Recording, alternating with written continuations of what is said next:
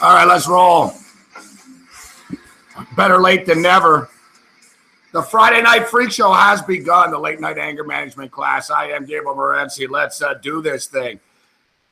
Fire it off, Friday Night Freak Show style. And I tell you what, it's a pretty busy Friday night. Normally, we've got a college football game on the board. And last week, we had a very successful Friday night with the Arizona Wildcats and that UTEP game. Tonight, we've got Arizona on national television once again this evening, taking on the Utah Utes. Did you say Utes?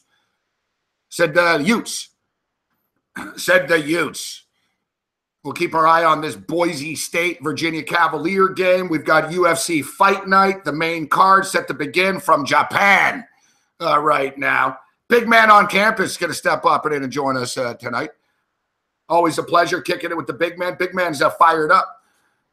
And we're ready to go. We're ready to do some gambling here. You know, like to me, I've been working all day long, man. And, you know, we're not here to talk about my schedule, but my schedule is a fucking bleak one. Right at 10 p.m. sharp here this evening, actually. But I hit a lot of buttons throughout the day, all right? So I started the broadcast. I'm sitting here at 10 o'clock, start the music, and I'm ready to go. And nothing's happening. And I sent a message to the guys over at SBR, and I'm like, hey, man, yeah, I hit broadcast. I don't know what's going on here, but I got a black screen. They're like, you joined the wrong Google Hangout. I joined the wrong Google Hangout. So my bad, right out of the gate, my bad. We're 5 minutes late because of me. Although, you know what? We should probably just start the fucking show at 10:05 anyways. I literally got back here at like 9:48. I don't even know what time it is. All I know is when I'm up next.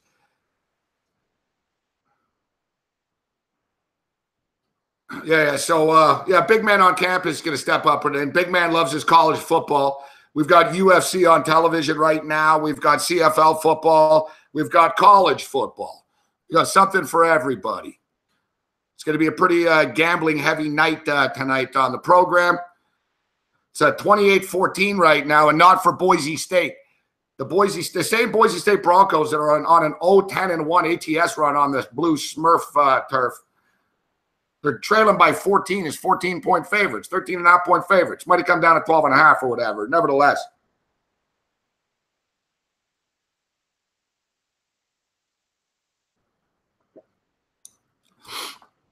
We've got the under.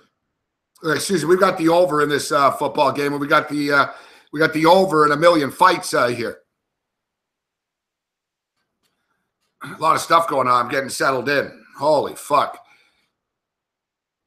It's almost overwhelming. There's all these sporting events. I got like 18 pages open here.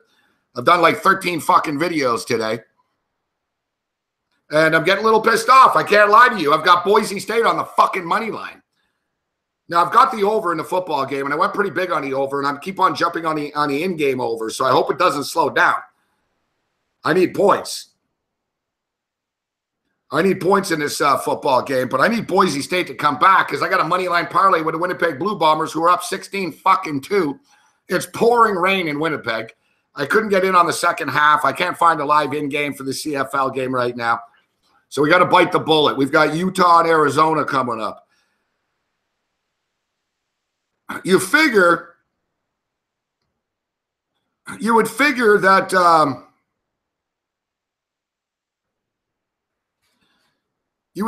Kyle Whittingham versus Rich Rodriguez would be a pretty big mismatch.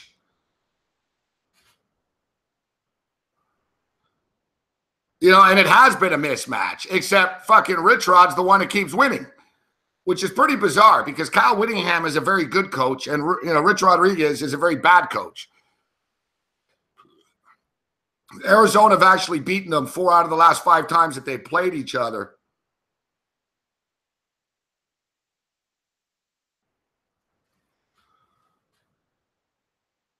But, listen, we all watched Arizona last week against UTEP. And, you know, They kicked the crap out of UTEP, but the UTEP Miners are one of the worst teams in college football. The Utah Utes are not. That they can grind it out and get it done on the road. Nice 6-point win at BYU earlier in the year.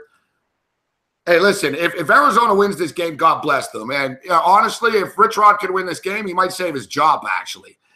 They'd be 3-1. They'd have some confidence going. But Arizona's got team speed, but I think Utah's going to be able to run the ball down their throat. Now, you guys know I'm a big over-better when it comes to college football, but the total's a little high in this football game, but it does keep on coming down. And it's coming down enough that, it's I think we can jump in here maybe on a teaser. Now, I talk about how I don't like college football teasers, but hear me out on this one. It's 60.5 right now. Utah's -4. It's 60.5.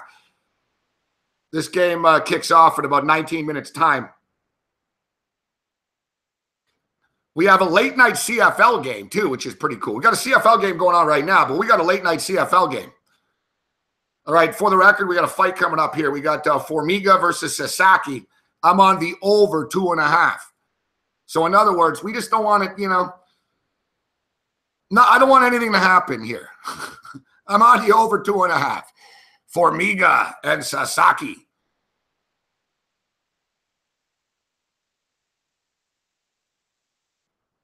It looks like the Virginia Cavaliers have the football right now, and they do. They're at their own 36-yard line. It's 2nd and 7. There's 8 minutes left in the third quarter of play.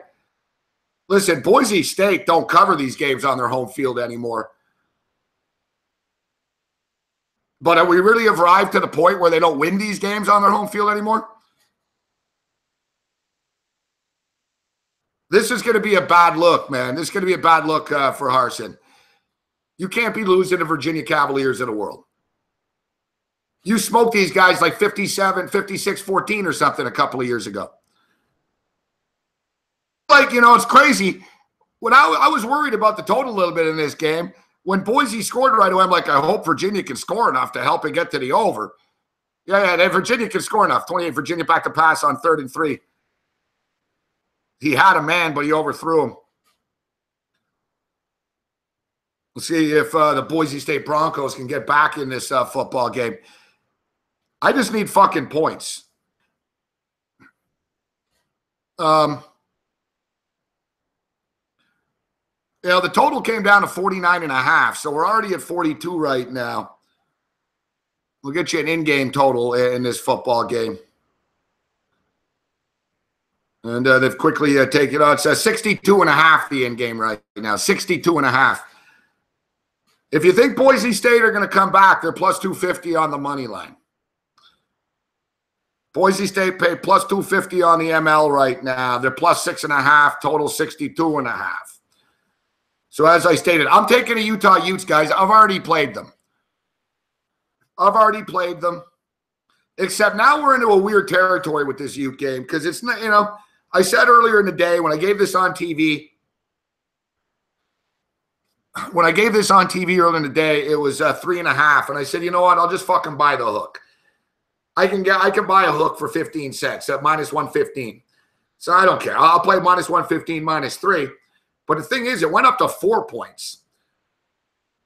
Do you take, is Utah money line worth a look at minus 175, minus 180? Do you want to lay the 4 points? Play Houston pretty tough. What was it, 1916? You guys know I like my overs, but I'm not ready to pull the trigger on the over in this football game. But I'm thinking, can we get to 56.5, 57?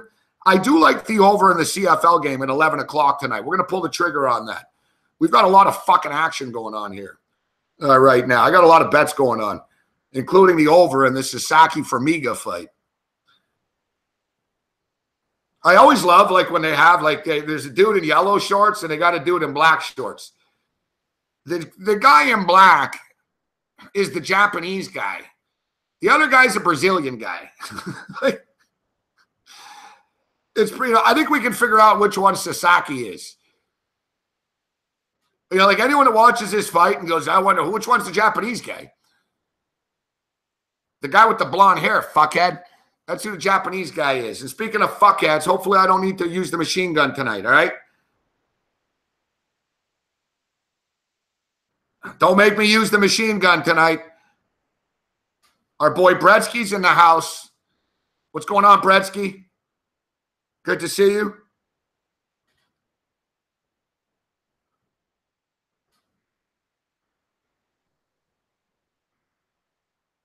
No, Masoli's going to be able to move the football. Jeremiah Masoli can move the football, Bretsky, but he's going to turn the ball over. He's going to do something stupid when they get to a goal line.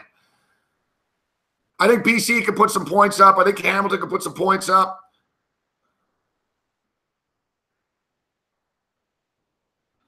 Marco Lou. What's up, Marco Lou? Jordan, how you doing, Jordan? Bruce Chad, Tom Marino, Druzilla, Michael Badbaya.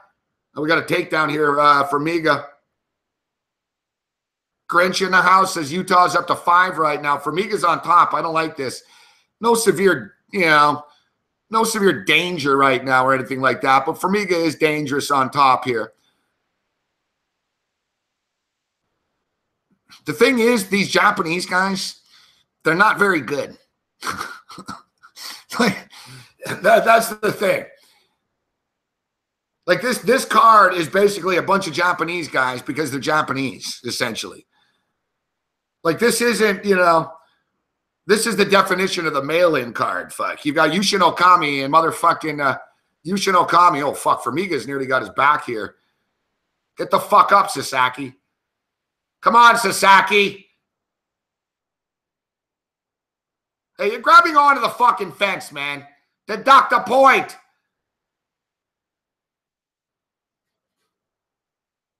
He's going for the fucking choke. He's got to be careful here. Formiga's really working for the choke here. He's got the body clinch in. He's got his back.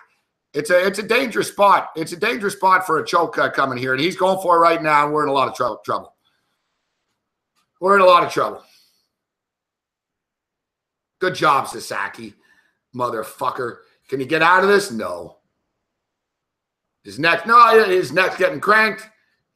Fuck, don't tap. And he taps. Fuck! Great fucking job, Sasaki. I think I could have beaten you up. You're an embarrassment to fucking Japan, man. You fucking dishonor the country, fuck. Seriously, fuck.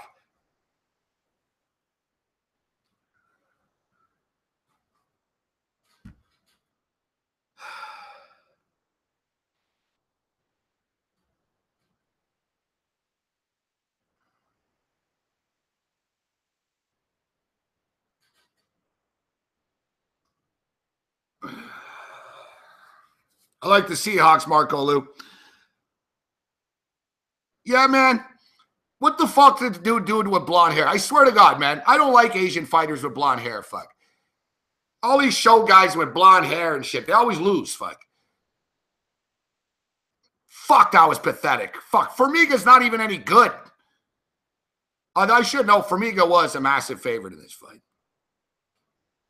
Yeah, Jimbo Slice. I bet Utah money line.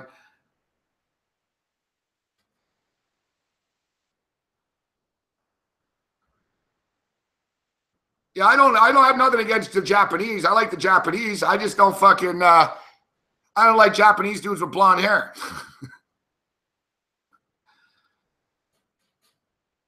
I'm not a fan of that bleach blonde dye look, unless it's on a porn star.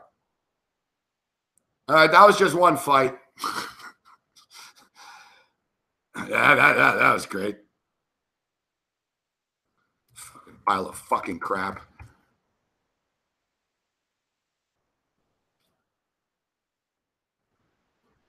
What happened earlier on this card?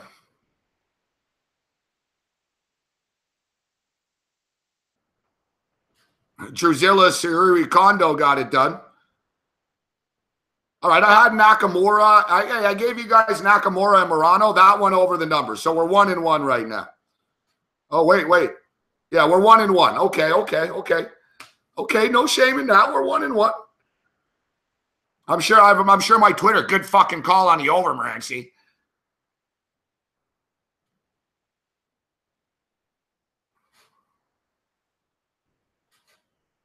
And what the fuck is going on with this Boise State game? I was hoping I would look back here and we'd have some points. I don't see any points. And I see Virginia first down. What the hell? Seriously, boys, are you guys going to lose by double digits to fucking Virginia on your home field? Fucking pathetic, man. I'm going to get the machine gun out. We're going to kick Boise State off the show. Fucking Boise State. Fucking redneck. Fucking bastards. Fucking Idaho. Potatoes and a blue football field. It's to the point where the Idaho Vandals are the best team in the fucking state. You guys are an embarrassment. I swear to God, fuck you. All you fucking punks should lose your fucking scholarships. Fuck. None of you give a shit about class anyways. What are you doing? You're taking a fucking scholarship. You suck in school. You suck in how you can't even beat fucking Virginia.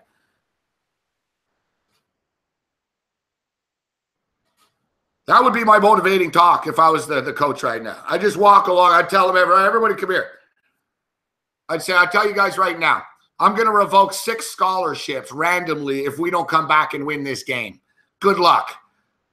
You're on your own.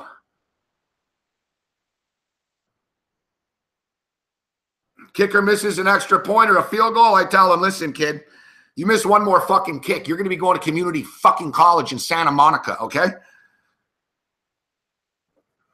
You're going to be going to the same fucking school Jack fucking Tripper went to on fucking Three's Company, you fucking little punk.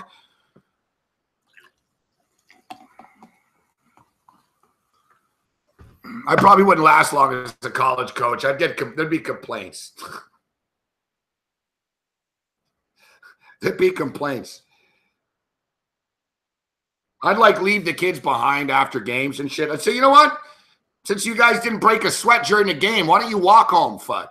Why don't you steal a car, fuck?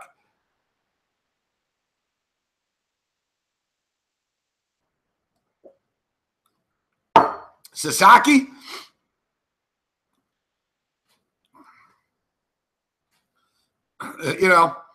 If I was in charge of Saki right now, you're in charge of mopping up fucking peep show booths in fucking Tokyo from now on. That's your new job, fuck, because you ain't a fighter.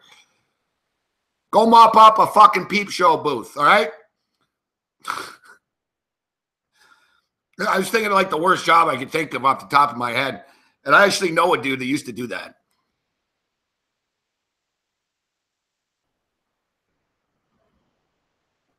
I know a dude. I know a dude that used to do that. His job was the mop-up guy at a peep show booth in an arcade. It was like a regular arcade, and underneath they had the pervert peep show. He was the guy that oversaw it, the manager.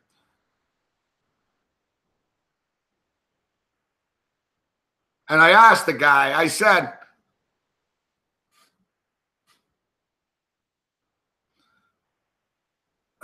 to the guy, how the hell can you do this job, man? I was like, come on. I said, there's other fucking jobs out there. He goes, yeah, it's pretty bad. But he goes, I put a surgical mask on. And he goes, plus I got to hustle. I'm stealing half the change. He goes, oh, no. He goes, I'd never do this job. But he goes, I'm hustling the change. He goes, I'm the guy that takes all the change at the end of the night. So I sort of got 2 little change bins. He scoops it at the end. Half for the company, half for me. Fuck, guys leaving with a fucking hockey bag full of quarters every night.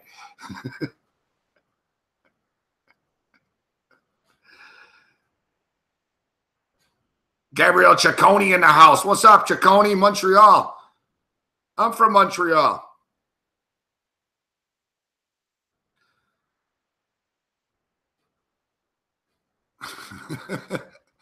Yeah. Listen, guys. My NFL picks. Which league are we in, Travis Taylor? I'm in 4 leagues. What league are we in? Depends on my matchup. What league are we in, Travis? I got 4 teams. Philly, blunt time. I just started the fucking show, Susanna. I can't take a break already. I'd like to. Marco Lou's in Vancouver. What's up, Vancouver?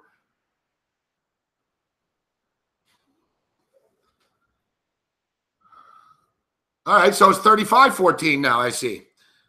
Wow. You're fired. Seriously, you blow a fucking double-digit lead against Washington State, and now you're going to lose to Virginia on your home field? For shame. For shame.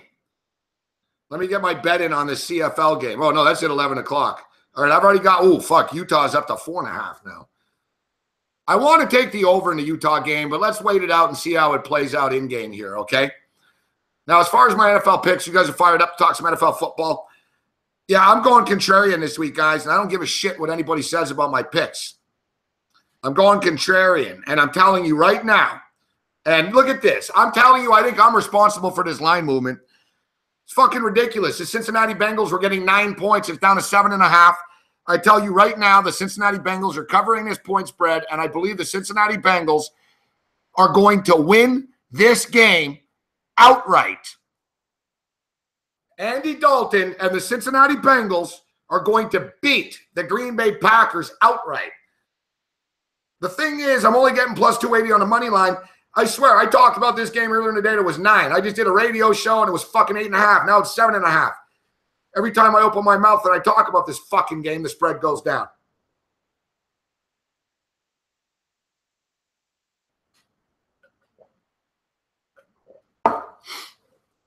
I'm Captain Contrarian this week, and I'll tell you what, I really regret not giving this on the Fantasy Sports Network, but I'm playing a DraftKings lineup with Andy fucking Dalton as my quarterback, and I'm stacking him with A.J. Green. I have A.J. Green in my lineup. A.J. Green's going to have a big night, big night against Green Bay. Cincinnati's going to go in there. They're a wounded fucking tiger. They're a wounded tiger taking on a Green Bay Packer team that's slightly overrated and very beat up right now. Bengals coming off a prolonged break. New offensive coordinator. They're going to get the ball into A.J. Green's hands like fucking 19, 20 times. It's going to be A.J. Green Target City. It's going to be Target City for A.J. Green. I'm calling an upset. Give me the Cincinnati Bengals plus the points and, small little play on the money line. But for all you Survivor players that are taking the Green Bay Packers, Godspeed. I hope you do, because I believe the Cincinnati Bengals are going to pull the upset of the week.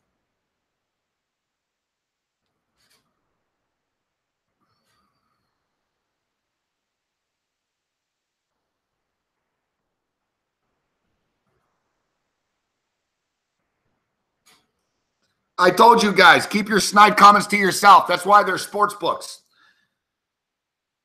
When you guys finish in 8th place in the Las Vegas Super Contest, you tell me who to bet on. Thank you very much, all right? I don't give a shit. People, that's what I hate. People ask someone your opinion for a game, and then they tell you, well, no, you shouldn't do that. You shouldn't do this. I don't care. That's why there's a sports book. You like the other side, go bet the Green Bay fucking Packers. Don't tell me what to do.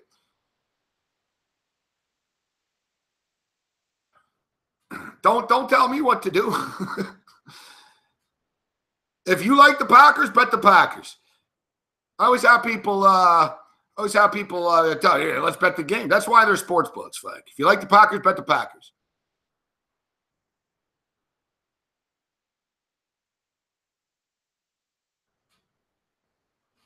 See, I like Robinson's style. Cal State Fullerton, Cal Poly volleyball. That's what I'm talking about.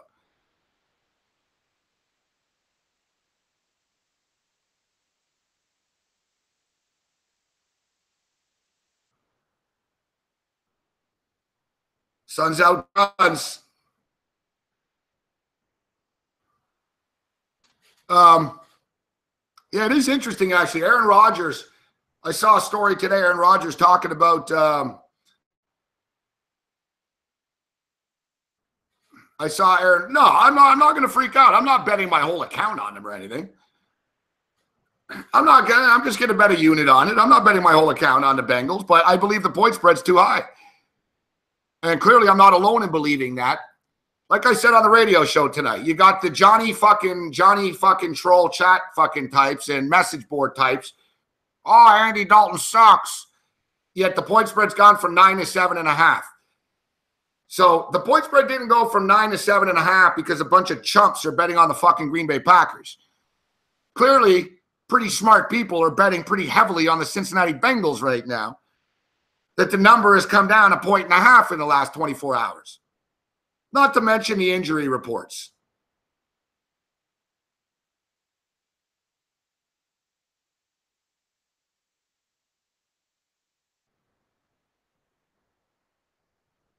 Too many people in the NFL. You guys, you can't live in the past.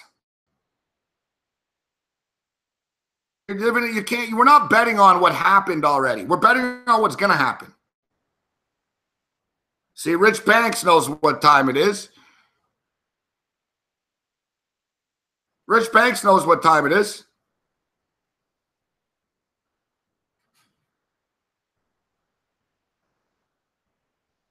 Yeah, I'm calling an upset. I like a few underdogs. I like some favorites this week, but short favorites. I like some favorites, but short favorites. But I like quite a few underdogs this week. The Cincinnati Bengals plus the points being one of them. The Seattle Seahawks, another one that I'm going to roll the dice with.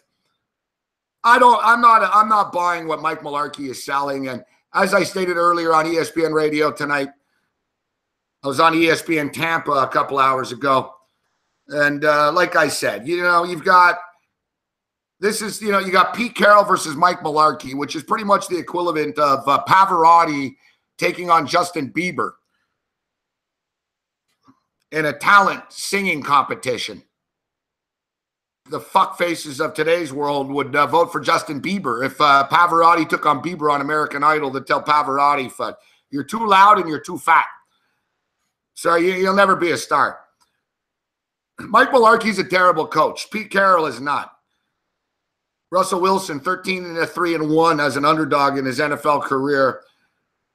I can't lie to you. I mean, Seattle's showing us absolutely nothing on offense, but like I said, at some point, you take a leap of faith, and we're not betting on what happened last week, all right?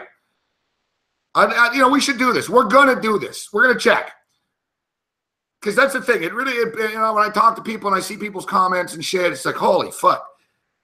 Everyone's opinion usually on an NFL game is based on what happened in the last NFL game between the two fucking teams.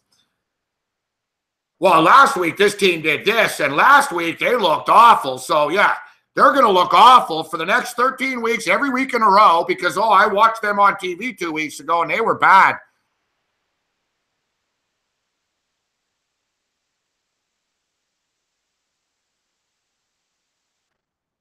You can't live in the past in the NFL.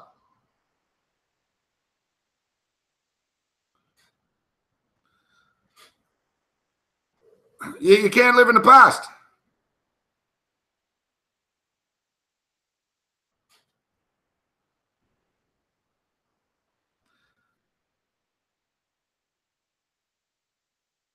All right, we got the Rolando Dye fight starting right now. We're on the over in this one.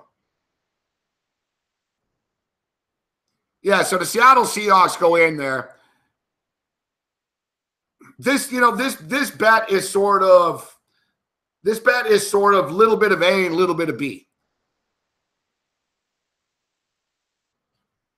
Rolando Dye's got some nice people there.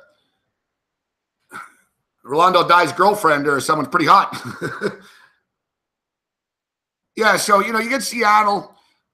Seattle usually starts strong, starts slow, and then turn it up a notch. I don't believe in Mike Mularkey. I don't believe in Mariota. I like Mariota from a fantasy perspective, but I don't believe in him in big games yet. I think Seattle's offense is terrible, and their offensive line might be the worst one in the league, and that's saying something because there's a lot of bad O-lines in the league right now. But I do believe that Seattle's defense played well. I do believe Seattle's defense, holy fuck.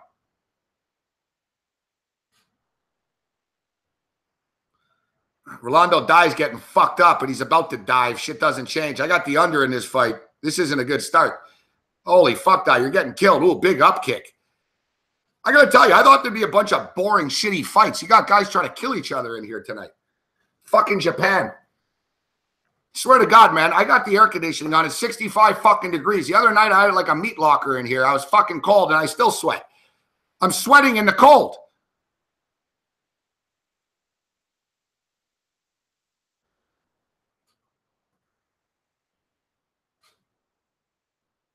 Yeah, what color key you talking about? Oh, you're in black and white. Oh, see, no, Rolando Dye's the one getting fucked up, guys. Yeah, Rolando Dye's the one getting fucked up.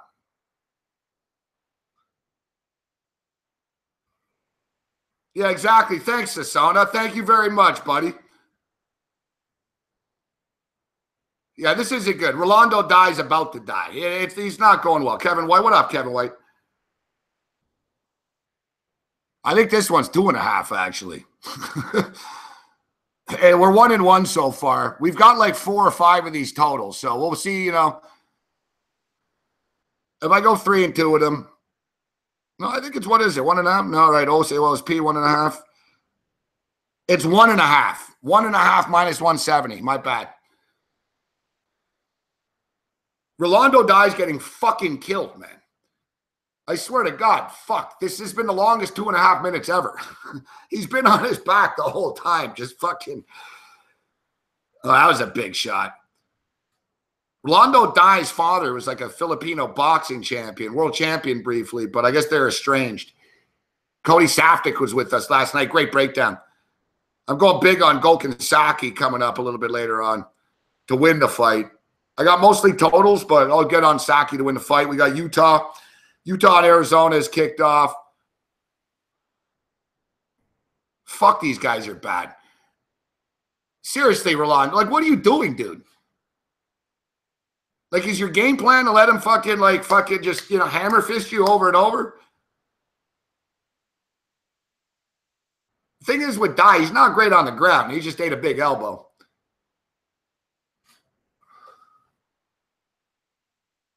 Ishihara's dominating this round, but there's, you know, see if we can get out of this.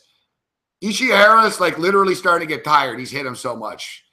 But he hasn't like really nailed him, but he's dominating him.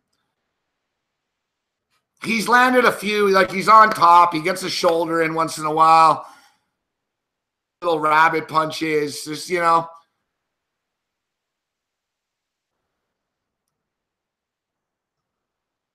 Now he's just tired. He just took like, now he's taking like 5 seconds breather. If he does that again, stand him up, man. Except the only thing is they're not going to stand him up because the fucking Japanese guy's on top. Japanese versus Philippines here. And right now, Team Japan is fucking dining on the sushi. Oh, big elbow. Big elbow. Looks like a headbutt. Holy fuck, this is a disaster. Ishihara's actually tired, though. Look, he's sleeping. He's taking a nap on him. Look at that. Good. Yeah, good. Eat it up the time. Good. Do it. Yeah, come on, Rolando. Just hang on to him. Buddy's fucking worn out from hitting you so much. Rolando Dye's face is fucked. Like, he's not bleeding, but it's all puffy. Like, you're going to see him 10 minutes after the fight. Is, you know, hopefully it's 10 minutes from now. 20 seconds left, motherfucker. Hang on here. Fuck. Hang on, or otherwise that psycho Duarte fucking president might fucking not be happy with you, Dye.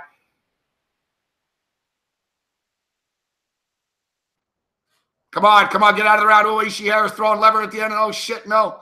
Get out of the round. We got out of the round.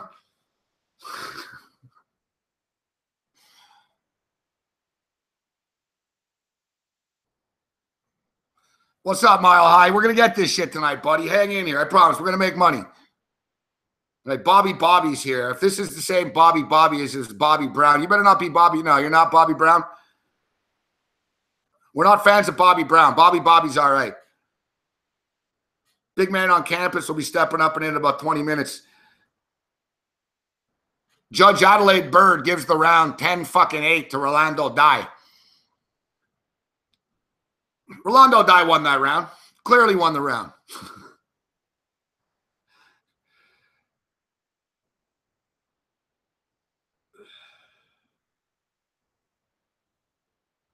I don't play the NFL pools too often, Steve.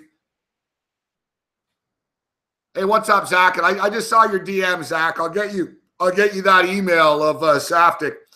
Yeah, no, I don't. No, you're good, Bobby. I don't play the pools. I do play the props. I don't play the point spread very much because I bet online. But I do play the props. I like the pro pick props that the OLG has. You know, you can bet on quarterback props, long field goal, over under fumbles. They have some cool props, and I usually do pretty well. I usually win a couple of tickets a week.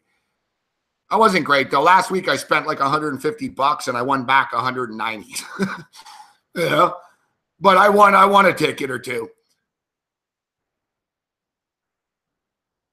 I don't mind the pro line in the NFL because I don't mind getting paid Monday morning at 6 a.m., right? It's pretty cool. Nothing wrong with putting $100 on a pro line ticket, winning $500 and walking into the fucking pharmacy the next morning to get $500.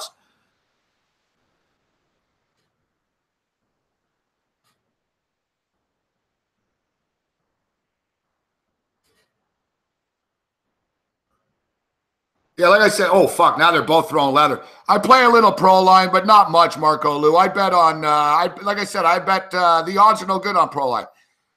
I'll play pro line on Sundays with NFL just to get a little action, recreational, and so, pocket money, weed dispensary money. Yeah, like I said, I won $190. I won $150 on one ticket. I brought it to the grocery store. I bought like fucking $60 worth of groceries, and I walked out with $90.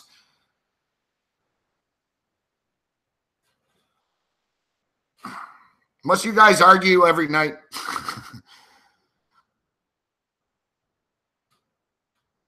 Must you guys argue every night? Settle down, Rasmussen. No anti-gay shit.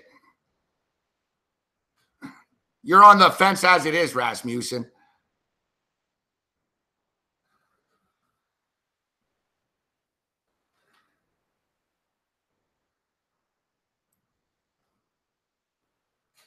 We've been on for 43 minutes, and already you guys are talking about, fucking each other up the ass and shit. Just settle down, everybody. No, I've got my eye. I've got my eye on that big man on campus. I got my eye on Rasmussen. I don't like his style either, but I'm not Kim Jong-un. I'm not going to fucking start firing machine guns off right away here, but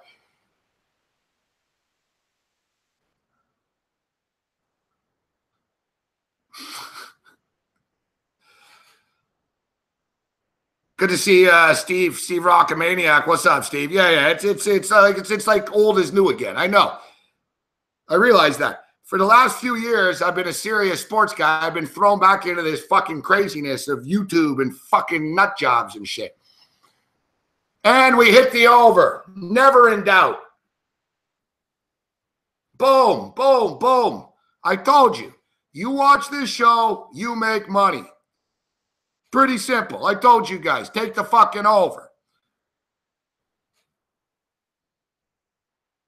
Yes, I told you. The Expos jersey. Models.com. What do you think? I'm in the business of sending Expos jerseys away to everybody? I like my Expos jersey. Thank you very much.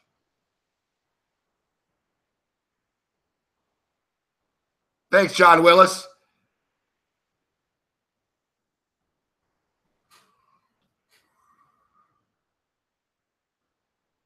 What's going on with these fucking losers in Boise State? Oh, 41-14 now. All right, the over hits.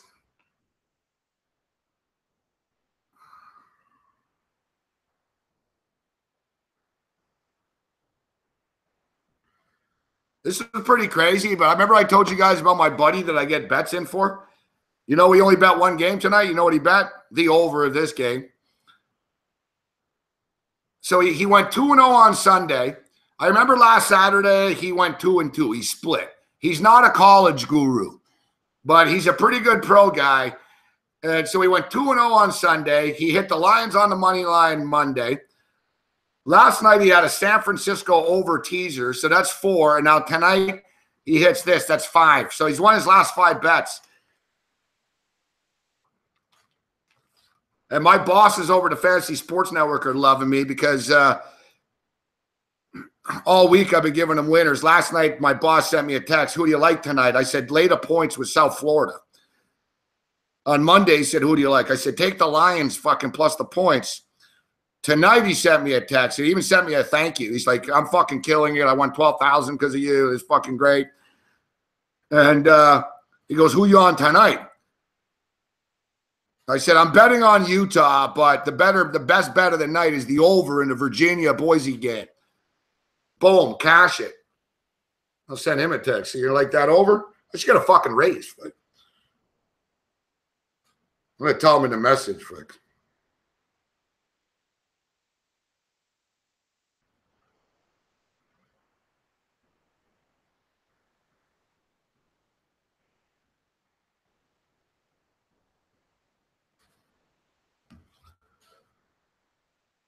41-14, an embarrassment, a fucking rout going on here.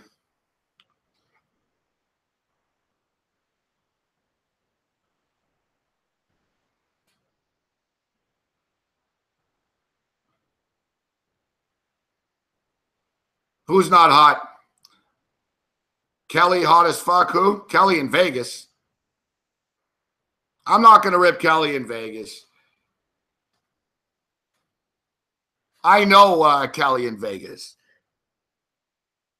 I was there for Kelly in Vegas's rise.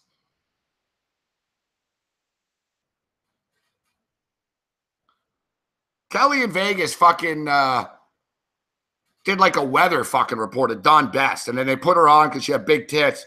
She got lucky. She's a K-State girl. Fuck. Kansas State with Colin Klein, the quarterback, they were good. She moved to Vegas. She fucking bet on K-State every week, and K-State covered every week. She didn't have any expertise on it. She went to K-State, fuck. And by chance, she went to Vegas the year they were good. She kept on betting on them. And, you know, she became the K-State chick with the big tits.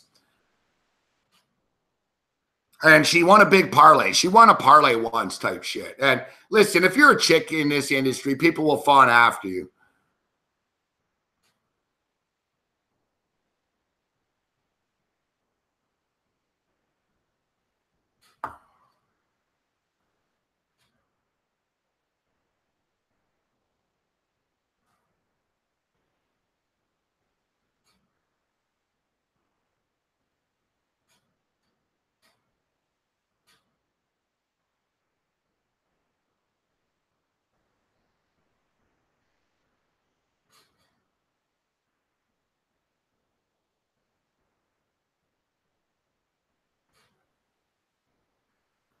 Normally, I wouldn't be texting during a show, but it's Friday night. I've got 4 super contests in Vegas. I've got partners. I've got degenerate gambler bosses texting me about fucking halftime picks and fucking, you know, pretty crazy. I mean, listen, it's that time of the year right now, right? It's like, you know, we all got so much to bet on. Big man on campus. Last week he joined. He's going to be with us for the rest of the night at 11 o'clock pretty much. Big man on campus going to step up and in.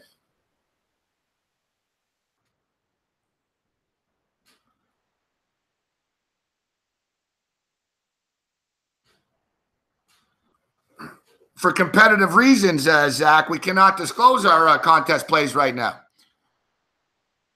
Especially since you said you're in the contest. Oh, your picks should already be in if you already had San Francisco. But we went 5-0 last week. We'll see if we can keep it going.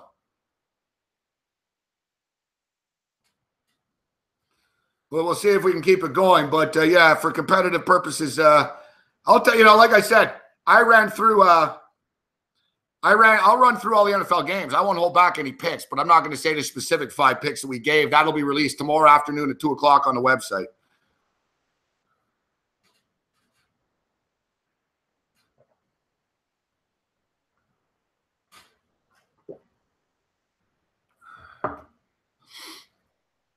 That's right. Big week coming, LA Express. Send me a DM, Big Will. Big Will's a partner. Send me a DM, Big Will, what your thoughts are. But you know the games were kind of locked in. We've talked about them all week. Our team name is Sports Rage, Conflict Diamond, LA Express, and 3 bald guys. I'm part of 4 teams, like I said.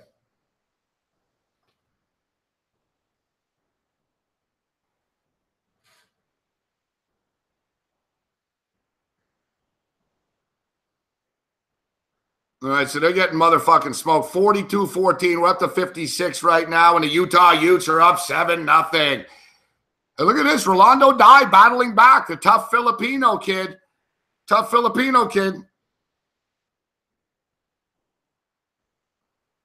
Into the 3rd round. I got to tell you, I was a little bit worried. I didn't know if this fight was going to get out of the fucking 1st round, but cash it. So now we're 2-1 on the night in the UFC so far. Good stuff. Wow, looks like fucking, I think Rolando died. Buddy Ishihara is like really rolling around like he really got a big nut job, fuck. The old nut job. The nutcracker. Come on, show the replay. Come on, fuck. Show the replay. Where's the replay? Ishihara is really in pain. He's got 5 minutes to get his shit together. That's the rule if you're unaware of. The official rule is you have 5 minutes. Let's see. Oh, yeah. That looked pretty blatant to me, man. I think Rolando Dai did that on purpose. That was a clean, like, that wasn't accidental. Like, a lot of times you'll see a kick to the nuts. They'll sort of be accidental, or buddies trying to kick him, like, at the waist. Rolando Dai just fucking cleanly just fucking booted the guy in the balls. I don't have any action on this fight. I already hit the over, but I deduct a point for that. No. And the whole thing is, Dai was not sympathetic about it at all after either. He wasn't like, oh, I'm sorry. He knew what he was doing.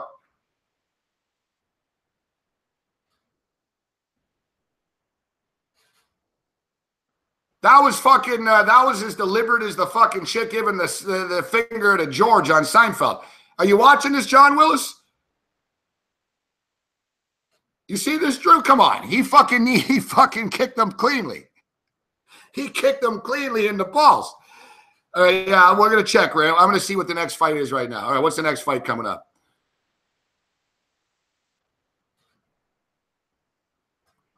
All right, the next fight's a shit one. We're not in on the next fight. We're not in on the next fight. The next one is Gomi and Dong Young Kim. Takanori Gomi, it's his 39th birthday today. He's a legend of the sport in Japan, but he hasn't won in like 2 years, 3 years. His last 4 fights, he's been knocked out in the 1st round. It's a Japanese guy versus South Korean, so it's a big rivalry type shit. They want Gomi to win, but he can't win. And I'm not laying minus 400 with the other guy. And I'd take the total over 1.5, but I can't do it because Gomi's been knocked out in the 1st fucking round 4 straight fights. But the next 3 fights after that, we'll have action on all 3 fights for you.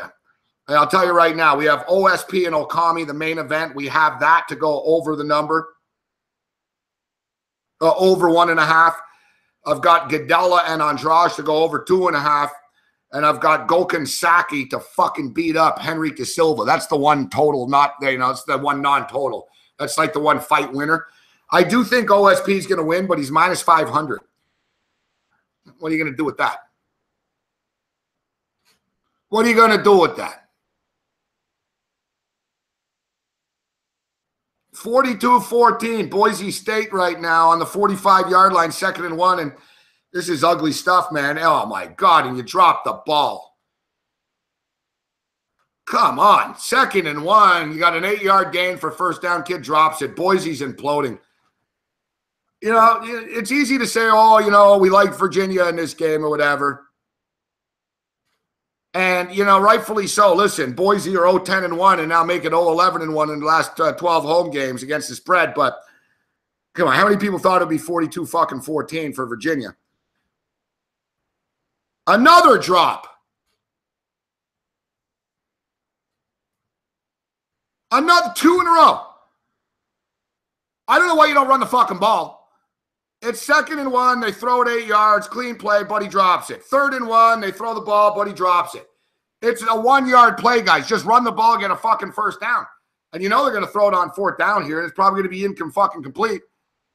The fuck's wrong with you, fuck? Like these seriously, Boise, this is a definition of implosion. Like they can't even catch a pass now.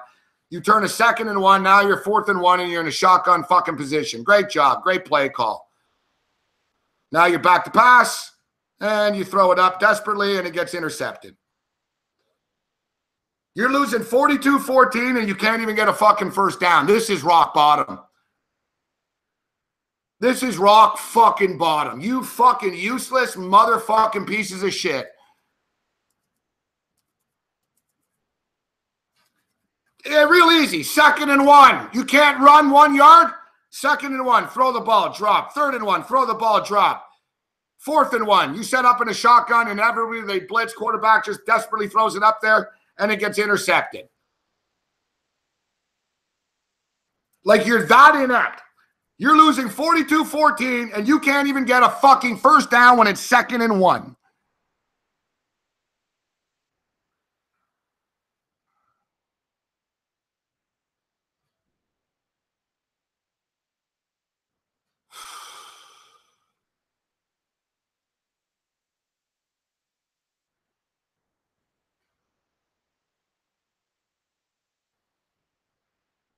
All right, this CFL football game, give me the over. Starting 11 o'clock Eastern, give me the over. Remember last week, Hamilton and Saskatchewan went up and down the field on each other. Total's 52. They're playing in a dome, perfect conditions. Listen, we're not, it's not a $500 play, but we'll put a nice little play on this. Over 52.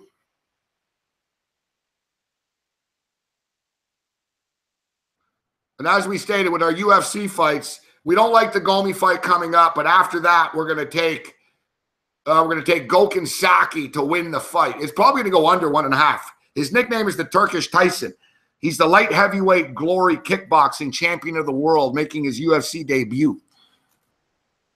All right, so we're going to take a quick break right now. And when we come back, Big Man on Campus will be with us. And we're going to have some fun. We're going to watch the Utah game. We're going to bitch about Boise. I'll keep you up to date with the UFC. We're going to give you more UFC winners. We're going to watch the CFL game. We're going to be with you until a little after 1 a.m. Eastern. Fuck, last night we went for like 3.5 hours or something. Like 2 or something tonight. We'll see. But I don't have any time at any place. And at my place, like I could be on an episode of Hoarders right now. My place is a fucking pigsty. I got to get 4 contest pick wins in. I got to send in all these picks overnight here. It takes me like 2 hours. I'm going to be up all fucking night. Here's the official decision right now.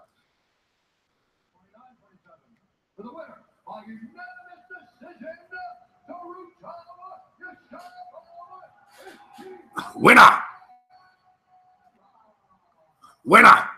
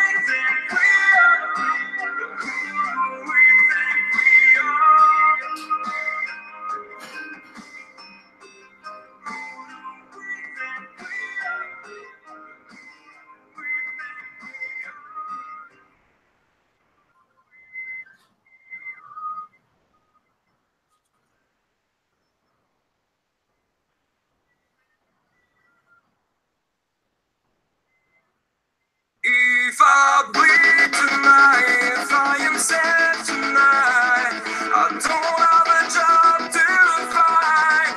And if I work tonight, if I'm so tired tonight, I'll fall asleep when I'm home, when I'm home.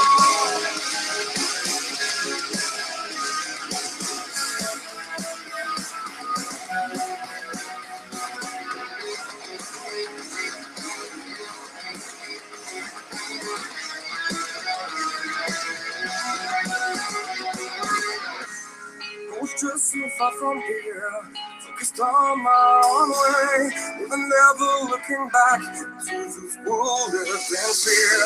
There was nothing I could do, there was nothing you said that could make me realize how much lucky I was. Just out of reach of the fire, was not aware of the nightmare. But when I stopped to see through sight, begging for help, begging for hope, just need to open my eyes down to try to change them to sunshine, to be someone among others. I can try. If I bleed tonight, if I am sad tonight, I don't have the time to fight. If I wait tonight, I'm so tired tonight, I'm falling asleep when I'm home, when I'm going to go. No one can see through that side.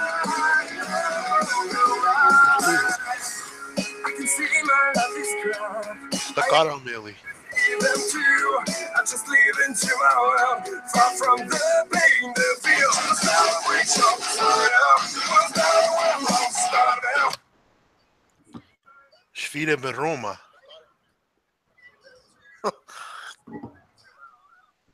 Cicciule, Sheprish.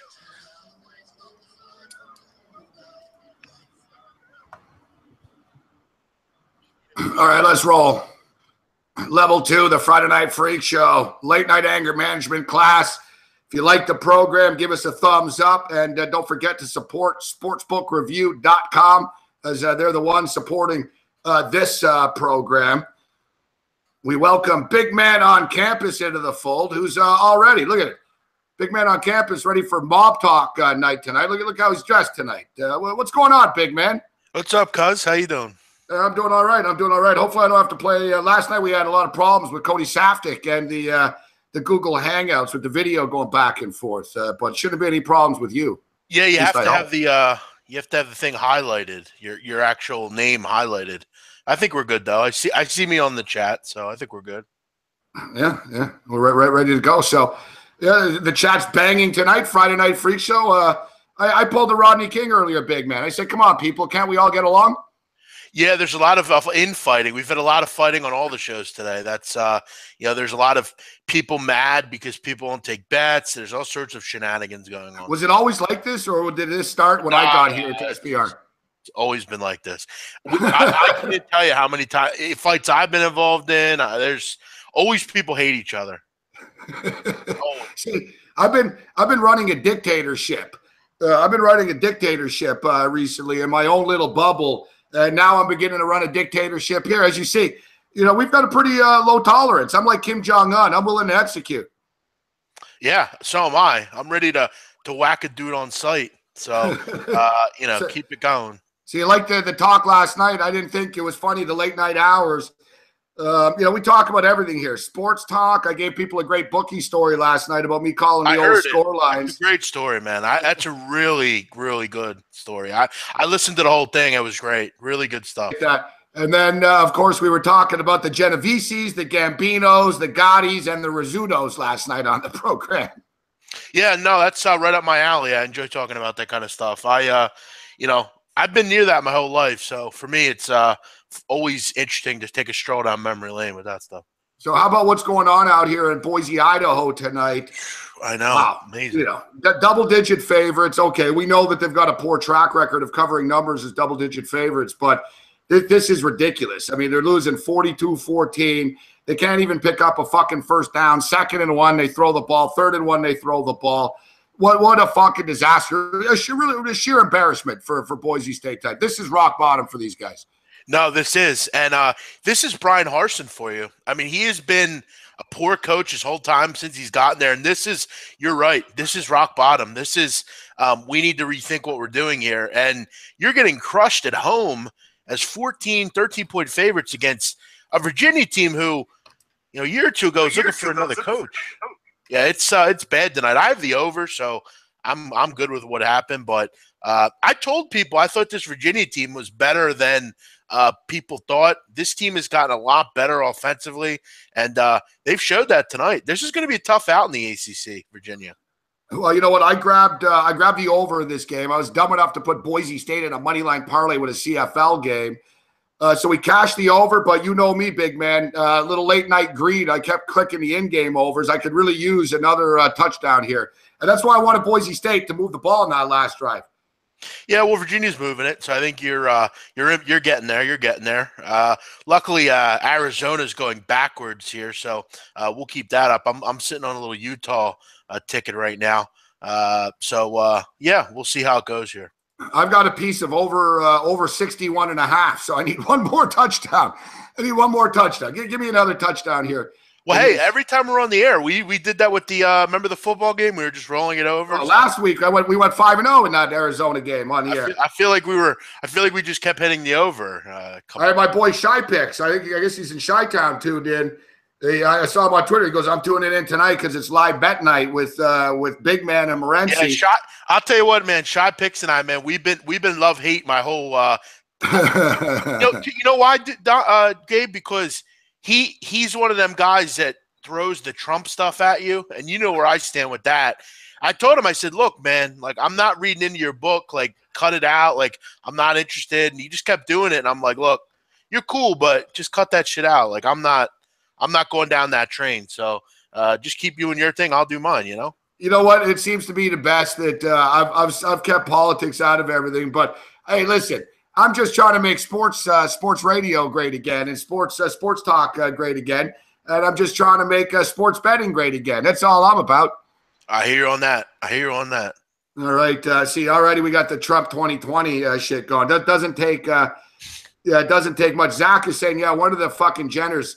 Which one? Yes. I don't know. It's hard to keep up with these fucking Kylie. Kylie. Which bitch is it? Kylie's pregnant.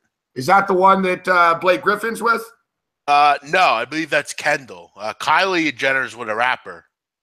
Oh, yeah. What a shock. Hey, by the way. The Kardashians, they really hate white people, don't they? Yeah. Have you ever slept with a white person?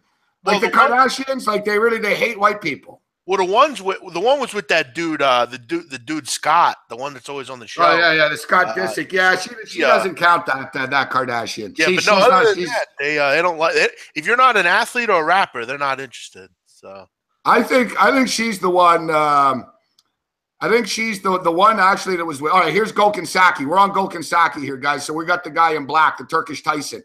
I think it's going to be a quick fight. Oh, he just fucking popped him. They're standing. They're going at it. And if they stand and bang, we got the guy in black here, the Turkish Tyson. Couple of nice shots. We told you guys. I'm sorry I didn't get this in. It sort of caught up to me when it started here. Yeah, I see John Marino. I see it. Yeah, we're on a nice kick to the head here. Nice shot. Boom. Knocked him down. See, this is what he's going to tell him to get back up. He doesn't want to go down to the ground. He's a kickboxer. See, I told him, get back up. Get back up. Boom. Nice shot. Bam. I'm on that with you, so hopefully we cash in here.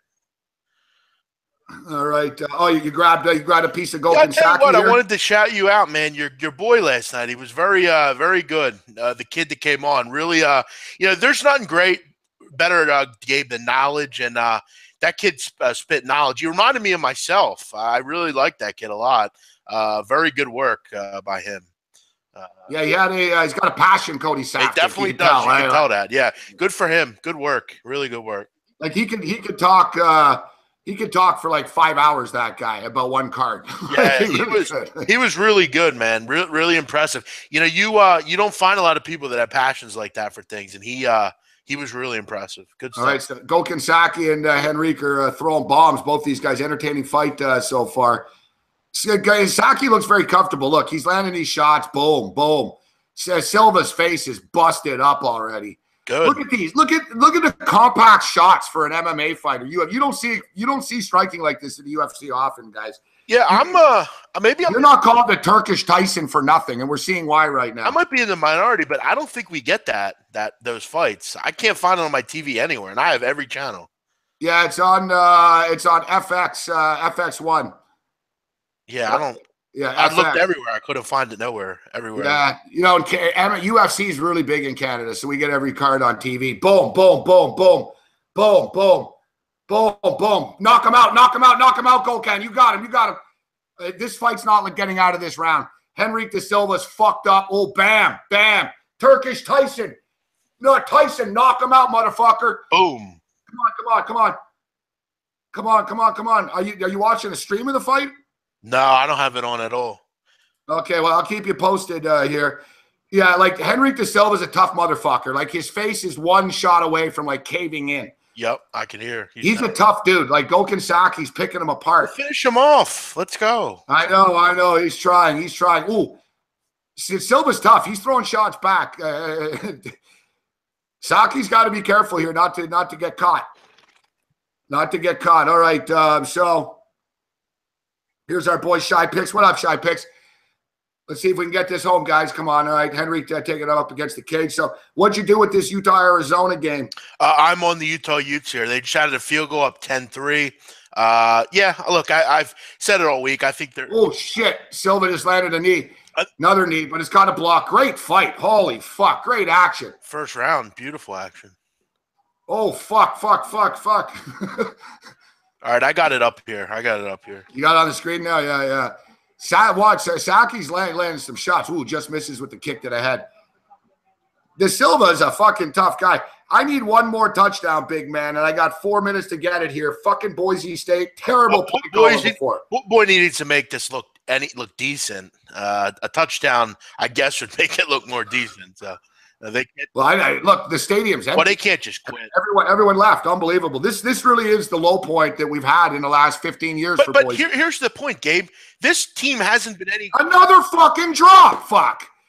How many drops are you gonna? How many times are you gonna drop the ball, number 7? This team hasn't been good for years. They haven't won anything, and this is why year after year I don't pick this team because they're not any good. They had a couple-year run with what's his name? The guy at Washington, Peterson. Chris Peterson. And Peterson left. You and I talked about this at the beginning of the year with these guys. But we said the fact is, when was the last time they even won the fucking Mountain West? They've played in like no, they've been in the Mountain West one time in 4 years. Boom, winner. Boom. Gokin Saki, knockout, first round. Perfect, love it. And look at Silva's fucking knocked the fuck out. Good work, man. This guy's fucking tough, man. To Silva, holy shit. This Turkish Tyson, compact. He's like a boxer in there, kickboxer. First down, Kozart. Good job, Kozart. Fucking, he's like compact, straight. Most UFC guys come swinging, big man. You're a boxing guy. Yep. The fundamentals are bad on UFC guys. No, they are. They swing like this. They fight off their back foot. If you notice him, strong footwork, compact with the hips and, very compact punches. They call him the Turkish Tyson for a reason. I just saw the knockout. Woo.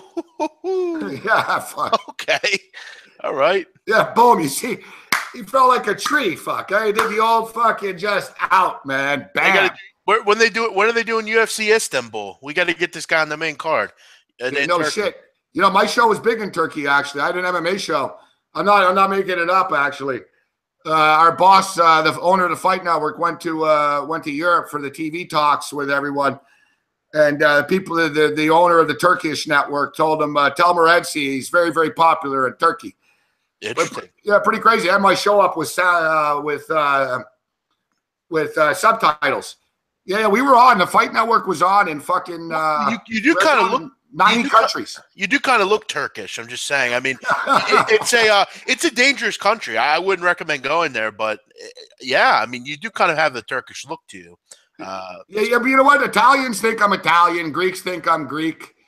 I guess Turks think I'm Turk. You got a look to you. You got that European look to you in a way. Yeah. 42-14 in this football game. So.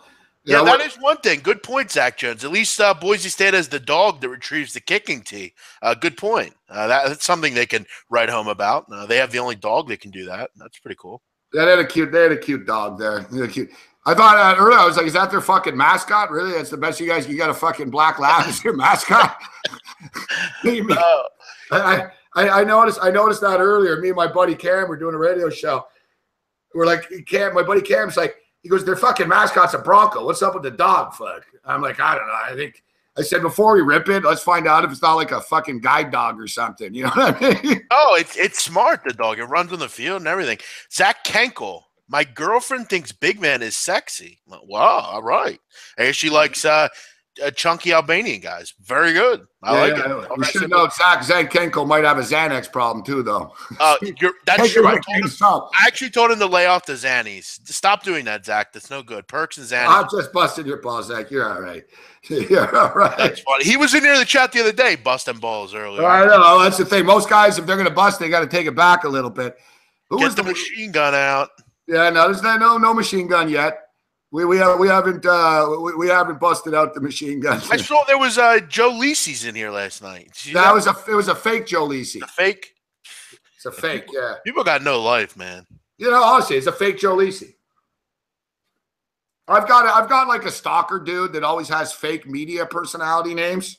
Oh, really? Yeah, but he never uses like he doesn't say Al Michaels because we know it wouldn't be Al Michaels. He uses like ones you would know. Yeah, he uses guys I've worked with or stations I've been on and shit. I do a college show on the Dish Network with Joe Lisi every Saturday morning. So he used Joe Lisi's name, fake Joe Lisi. That's funny. Boise safety for Boise. I'm hearing here. What the? That's what they're saying. Yeah, but why didn't Boise have the ball? They were just moving the ball before. Touchdown Ticats, if that means anything. All right, I got the over in that game. But before we just had the football. What's going on here? Yeah, I'm just looking at Boise was moving the football, and suddenly it's a safety here. I don't get it. What, did Boise fucking turn the ball over? That does me no good, fuck. I got over 61.5. I still need a fucking touchdown. I believe they got the ball back, Virginia, and there was some kind of safety. I don't know. I just got paid for something. Oh, I guess I got paid for Gokin Saki. What did I just get paid for? Yeah, I got paid for Gokin Saki already. Let me ask you. I have I parlayed Saki with Claudia Gadella and I like it. OSP. I like it. And you know what? For the guys that are tuning in right now, we're on a roll right now. Now we're 3-1 on the card tonight in the UFC. And Gokhan Saki was our big play. I like where you're going with this. What are we going to do? There's 2 fights left. 3 fights left, my bad. The Gomi fight, Dong Young Kim, I don't have any interest in. Jessica Andrade is a really tough chick, but Godella's just a fucking killer. And we got OSP at minus 500. He's going to knock out. I took that minus 158. I took that knit die earlier. That lost, but Orlando die. Yeah, that lost, but whatever. Yeah, I've been riding the over. So here's the replay of the knockout. Holy fuck, man! What a punch! Yeah, that was a shot. Yeah, very impressive debut. Very impressive debut for Saki. Okay, so let's jump in, big man. OSC is a French UFC fighter. Oh no, he's Haitian. Well, French, he's American. He's American Haitian. He doesn't speak French. But he has the. I'm from Montreal, where there's a lot of French Haitians, because it's Quebec, so that's where they go when they move to Canada. But OSP, he's Haitian. He comes out with a Haitian flag, American and Haitian flag and shit. But he doesn't speak French. I've had him on my show. I asked him and shit. He doesn't speak French. I mean, you see his name, Ovin Saint-Pierre. I mean, yeah, Ovin Saint-Pierre. Yeah. Yeah. You know what's funny though? No, he's fucking from Tennessee. He was a linebacker with the Tennessee Volunteers, bro. No shit. I don't remember this guy ever. Yeah, he was a linebacker. He was a good one, too. He's pretty good. Here, I'm thinking he's like some French guy. I didn't even know that. Wow. No, I know. That's George St. Pierre. GSP. No, I know. Sure. No, I knew. Yeah, that's interesting. Check out the interpreter, man. What do you think? It's pretty cute, I think. Oh, yeah. No, she is. Definitely. Yeah, I like. Hold on, big man. I just got to, my door's open and I got my air conditioning on. Oh, yeah. Close that door.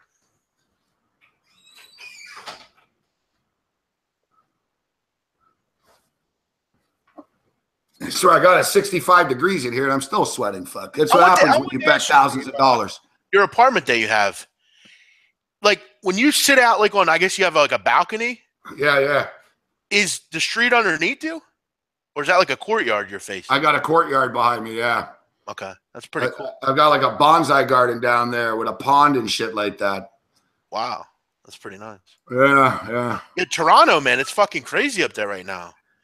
Drake's boy's getting whacked. Hey, you see that? You see the video of Drake's guy getting shot? Yeah, I saw him get laid. It looked like he was in Philly. I see that shit all the time in Philly. Machine guns and shit. Yeah, I know. Did you see the other one, too, where a kid walked into a fine steakhouse and shot an Italian real estate guy? Yeah, I heard about that, too. I told you. I said, I laughed. I saw they're like, police suspect it was a targeted hit. Yeah, what makes you think that? Sure. we didn't get by the random guy walk into the thing, shoot someone, drop his gun, and walk out. Yeah, I know. Like, we didn't notice. Kid walks into a fucking steakhouse, picks out one guy, and leaves. Yeah, and then gets into an SUV and spins off. Yeah, there's a lot of talk I've been reading about a lot of these these mob stuff going on up in Toronto. A lot of stuff. Simone Giannini, real estate broker. Yeah, and you know what they do? Speaking of Haitian, they hire Haitian kids. Sure. Haitian kids in Montreal, and they're gangsters. Yeah. And they don't respect anybody, okay? And these kids moved into Montreal, in the north end of Montreal, and they started taking over neighborhoods and stuff. Sure. And they were taking over Hells Angels and mob neighborhoods. And they were fighting back, because they didn't care what your last name was. The kid grew up fucking with a machete in his hand. You know what I mean? The kid grew up in sheer poverty. He doesn't know who you are. He doesn't care who you are. And he doesn't value your life or his life very much. So they actually realized, you know what? These fucking kids would be good to have on our side. And another thing is the Haitian kids don't squeal. And they have no problem whacking someone. So like I said last night, if you're the cops, I mean, figure it the fuck out. An Italian guy gets whacked. A real estate guy gets whacked in a steakhouse, but it's a black-speaking French kid that did it. All right? It was a black guy that did this, and he spoke French. Because if you see on the video, he walked in, and he didn't know where he was going in the restaurant. And everyone freaked out. The kid was pretty smart. Before he walked in, he put a hood up, and he put sunglasses on.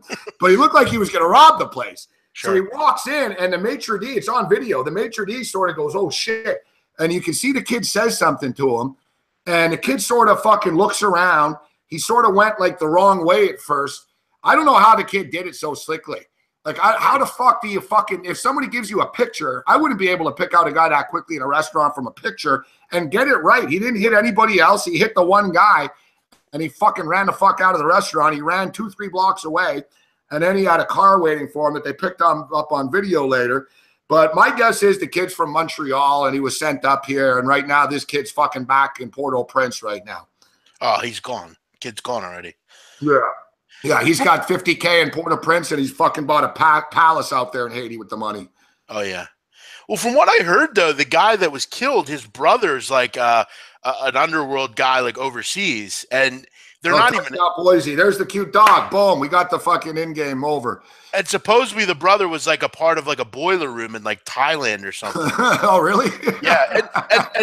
And I do want to confirm the guy that was killed is not Italian, supposedly. He's like Lebanese. Oh, okay. So, my bad. That's what I've heard. So, again, there's Toronto's a big time in Montreal. You know, like the deal, like people don't fuck around here. Yeah, you know, like, and you've got there's little rap shit. You got Drake and all of his boys, and they're always shooting at each other. And then you know, there's a lot of Toronto's a crazy place. It's interesting. Drake's friends are getting shot because Drake's not from the streets. Which is interesting. He is and he isn't. You know, he is. He isn't. Jake. He puts himself into the streets. He's not. Yeah, he's a rich Jewish kid, right? He's a rich Jewish kid, but it's the classic story. His mother's like the richer Jewish mother. His father's the brother that was from the hood, and he sort of grew up more with the mother. He was a big actor in Canada. He was on Degrassi High, TV show, right? So he's really an actor. But you know, and then he plays up the gangster sort of shit. Not full gangster, but he does buddy up with these guys. But the thing is, Drake is actually scared. Like, he can't go out and shit. No, because people trying to rob him. Like, Drake has a fucking restaurant, cafe, bar that not a lot of people know he owns and shit, and it's got robbed twice. Like, yeah, I wouldn't. It's not like, oh, don't touch it. It's Drake's place. They're like, oh fuck, there might be money there. It's Drake. So. Yeah, like he can't go out in public without massive fucking protection. You know what I'm saying? Like, he doesn't announce what clubs he's going to and shit. You know, he got someone will try to kidnap him and shit. He got into it with a rapper from Philly named Meek Mill, and Meek Mill was all. Yeah. I mean, he seemed scared as hell. He didn't do any shows here or anything. But I remember when he was Jimmy Brooks on Degrassi back in the day. I didn't know you guys got that show. Yeah, he was in the wheelchair. I remember. Yeah, exactly.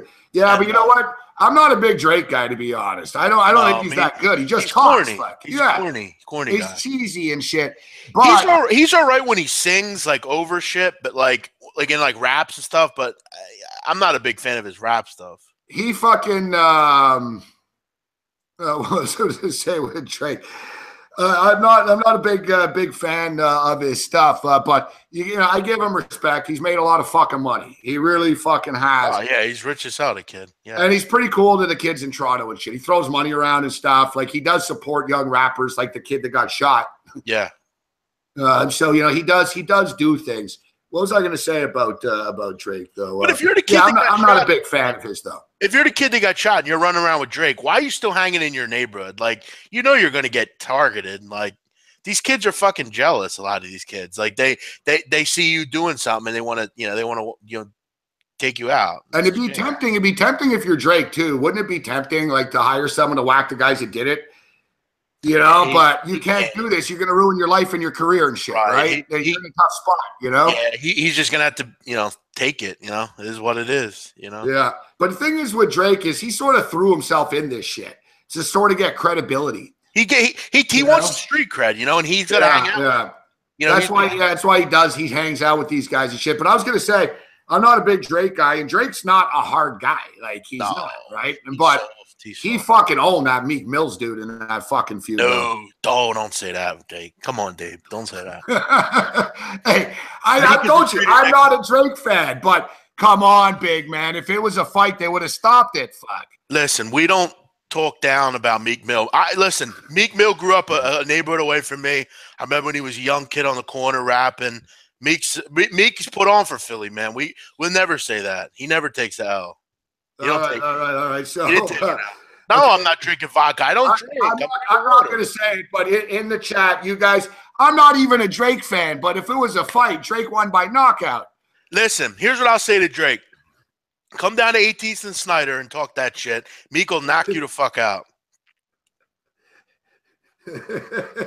Meek, fucking, I hate to say it too. I don't want to upset you, but looks like Nicki Minaj is the one that wears the pants in that relationship. Well, she dumped him. They broke up. He moved on to bigger and better things. Because Drake embarrassed him so much. And Nicki's with Nas now. She's with Nas now. I wouldn't mind tapping that. I saw a pic. I do, of course. Fuck, I'd like to do Nicki Minaj, but she's fine. But I saw a picture of her ass deflated, and it was kind of a big turnoff. Like her ass is fake, and she denies it, but it really is. I swear to God, look up a picture. Just punch in Nicki Minaj deflated ass. Fuck, and it's gonna freak you out. I don't know that I want to. I'm just gonna avoid that. I'm just gonna pretend it's real. I like her. I like Nicki. So I'm going to be honest with you, too. I actually stumbled upon fucking pictures of Charlotte Flair naked. Let me ask you guys, what do you think of Charlotte Flair? Is she hot? Or does she look too much like Ric Flair? I actually saw her today, and I'm like, wow. I mean, I don't know shit about wrestling, but I have seen her father, and she looks a lot like him, honestly. It's kind of weird. But, no, I think she looks like a typical blonde. I mean. Yeah, I know. Sometimes I look at her, I'm like, she's pretty hot. She's pretty Charlotte Flair, except she's definitely bodacious. Big chick. Yeah, the only thing is, I stumble upon her like naked, like leaked nudes. You know, she did it like selfies in front of the mirror, and she was naked, and it was really kind of freaky. And I wish I didn't see it. It was almost like China, like Ron Figgis dating. Like she's got no fucking. There's no vagina. Her face is kind of cute and shit, and then you look at her tits are kind of weird. I don't know. It kind of freaked me out, man. Like you said, sometimes it's better not to see this shit. She's too tall, man. 5'11". Fuck. She's big. She's a big woman. I'm good. Who, Charlotte Flair? Yeah, she's too big for me. I'm like 5. Her fucking thighs would crush my neck down there. Yeah, she's cute though. She's not bad. She just kind of looks like her dad a little bit. Yeah, I wouldn't. Ric Flair. Okay, change the subject. Coming up here, we'll get to some supports here. All right, see how we got Golmi coming up here. I can't take the over in this fight, guys, with the Golmi fight. I know it's plus 150. Guys, Golmi's been knocked out in the first round in the last 4 fights. Oh, you got submitted ones. We got to take a step back. We've been on a nice roll. We're 3-1 in the UFC so far tonight. We have 2 more fights coming up. We got total bets on both of them. We got a parlay. We're going to pass on this one for a few minutes. We'll focus in on the football right now. We'll jump back into the UFC in the next fight. So let's jump in and talk some football right now, big man. Where do you want to start? What game do you want to hit? You just start hitting me with them. I'm good with whatever. All right, let me get the I got a sports book open right now, but I got British fucking Times. By the way, Utah, big pass play, 40-yard pass play down the field. Darren Carrington, they're in business, 34-yard line, 8:45 to go. So they're moving the football here. Let me get my stream going to this Arizona game. Arizona, Utah. I'm on the Utes. Yep. Same. So, yeah, it was nice to get that in-game over, man. You know, we hit the over. We hit the in-game over. It's not pretty. I wish I didn't take Boise State. What did that game ended up send? What was the final score in that game? It was 42-23. Yeah, 42-23. 10-3 right now, Utah. 8 minutes remaining. They're on the Arizona 35-yard line right now. A little bit of a dump pass. Don't like that play call. Yeah, off a big play there. Don't like, man. I got a clear ass stream for this game. All right, so let me get the rotation up here. See our boy Donnie right side in the house earlier. Me and Donnie will be on Sunday at noon. And, of course, you can join us for another great Sunday night. We got the Raiders and the Redskins Sunday night betcast. I got a feeling that's going to be a good game, Gabe. I'm looking forward to that one. I'm on the Raiders. Yeah, agreed. Okay, so, all right, UNLV, go, fight, win. UNLV. That's my alma mater. Yeah. I actually graduated from the University of Street Savvy. But I lived in Vegas. I'm a Michigan guy, but I'm a UNLV guy at heart as well. I lived there, went to basketball games, went to football games. As I stated, interviewed the players. Told you the great Larry Johnson story last night. But UNLV, they're getting about 40 points at OSU. What do you think of this one? Listen, I said it last week when Ohio State against Army. I'm not crazy about laying points with this team like this right now.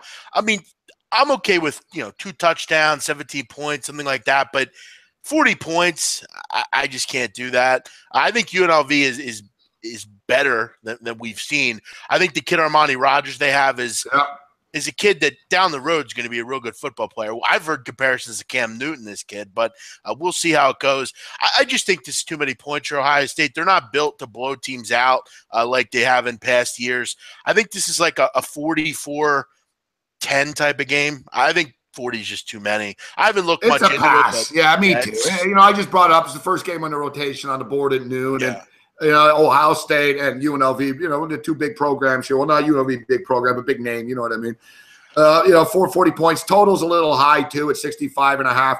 It's one of these games where I don't want to lay the points, and I don't trust the Rebels enough to take the points. It is so. I think UNLV they're going to try to. I mean, this is obviously a game where they'll get a little TV time. I think. I mean, they're going to want to try to look a little good after that. You know what's crazy though? Even fucking 51-14 covers the number, right? It's a lot of fucking points, man. Yeah, no. If I had to bet it, I bite the bullet, I fucking hold my nose, and I take UNLV. Yeah, if I had to take it. They're basically saying here, they don't think that UNLV is going to score, and I think they're going to score. I think they have the ability. I mean, Devontae Boyd is a good receiver. I think they have some playmakers here. I just think there's too many points for a team like Ohio State to lay. They're just not really built to blow teams out by 40+ to me. Okay, we got Kent State and Louisville. That's 44. Total's 56 in that one. I like Louisville in that game a lot. You think they're going to be pissed off in this? Yeah. I think they're going to crush Kent State. Kent State is dreadful. They could be, as far as offensively, they could be the worst team in the country. They're really poor. And their starting quarterback, Nick Holly's out now for the year. They're going to go to George Bolus, who Donnie Rightside calls one of the worst quarterbacks in the country. I don't think Kent State's going to do anything in this football game. I think it's really just let's get through this game. Let's get the conference play and see what happens. Louisville's going to be pissed off. Lamar Jackson might have 6-7 touchdowns in this game. I think they win like 51-3, something like that. I think they pound Kent State here. Okay, let's talk about a game that's kind of flying under the radar a little bit. And I was on ESPN Southwest Florida today.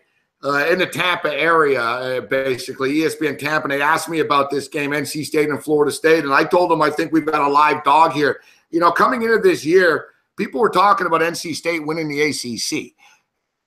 They weren't favored to win the ACC, but some people and smart people actually said this team has the type of talent to compete for an ACC title. I thought it was a little ambitious. In week 1, I thought it was a little crazy that they were favored by 5.5, 6 against the Gamecocks. And I remember I was in Vegas at the sports book that day, and everybody in the fucking room had NC State. And I was like, I didn't understand why you didn't want to lay points against an SEC team here. But people have sort of forgot about him since that because they just remember that game. And the fight's over. Gomi gets knocked out right away. I should have taken a fucking under. I told you can't bet the over. Fuck. At least we didn't lose. Gomi, you got to retire, bro. You can't even last a minute anymore. But I think we got a live dog with NC State here. What do you think? Yeah, I agree. I wasn't one of those people that said I thought they would win the AC, but I thought this team would really have a good football team. I think they've one of the better defensive lines in the country. And in the first game against Alabama, Florida State really struggled with the offensive line. They have a young quarterback now, James Blackman. We've never seen him. They haven't played since that fucking game either. Oh, you're right. Crazy. And they have a young football team. Now they have Blackman. Both their running backs are young.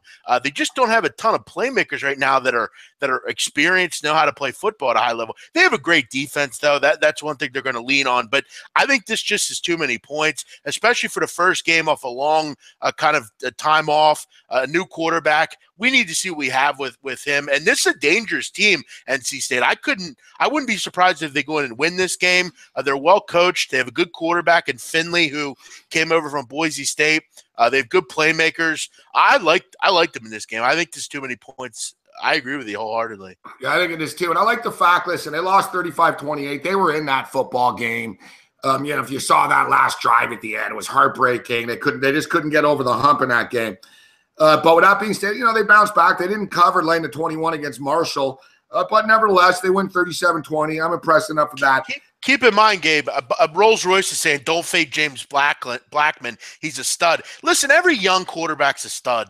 Francois a stud, but he said problems. It's hard to go into a game. Raw, man, exactly. Right. It's hard to go into a game like this. You know, you haven't played in a while. You've never played in a high-level football game. And NC State is not a walkover anymore. This is almost like FSU's first game, dude. They played against Alabama. They got their ass handed. They got beat up. Now they got a new quarterback. It's been 3 fucking weeks.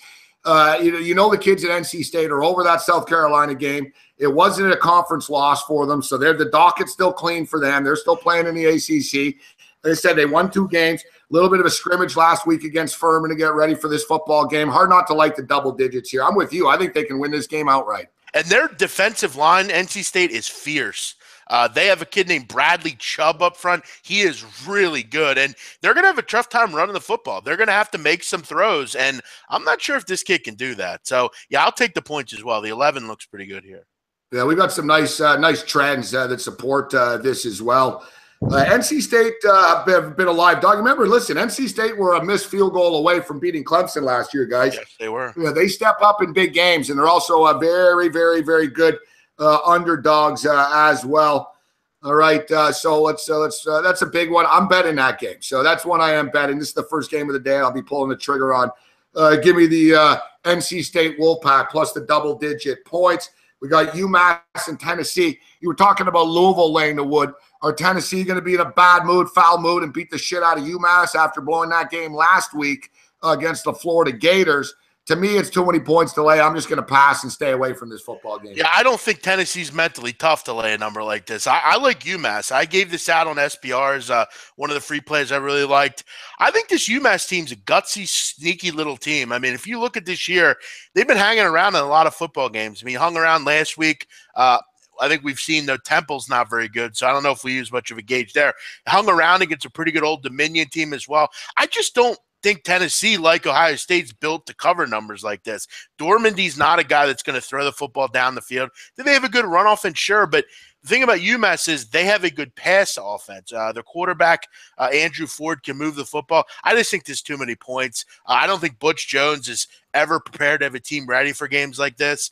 They'll win. They'll win comfortably, but to win by 4 touchdowns, I can't co-sign that. I'll take the UMass team. I think this is like a 44, 20 type of game, something like that. I don't think it's a blowout. All right, we've got an interesting football game at Jerry's World tomorrow. Yeah, and I wanted to send you a link. I know you're a big college guy. I wanted to send you a link. Did you see the? Fuck this. I'm really a fan of this little Japanese interpreter. Right?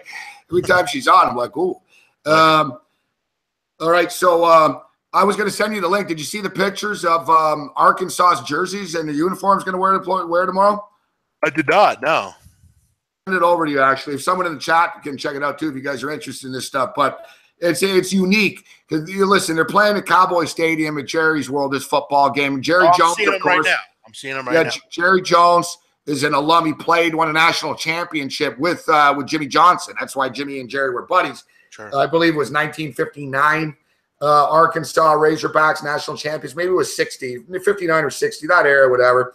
But Arkansas, to honor Jerry Jones for getting inducted into the Hall of Fame, are wearing Dallas Cowboy Arkansas-themed uniforms.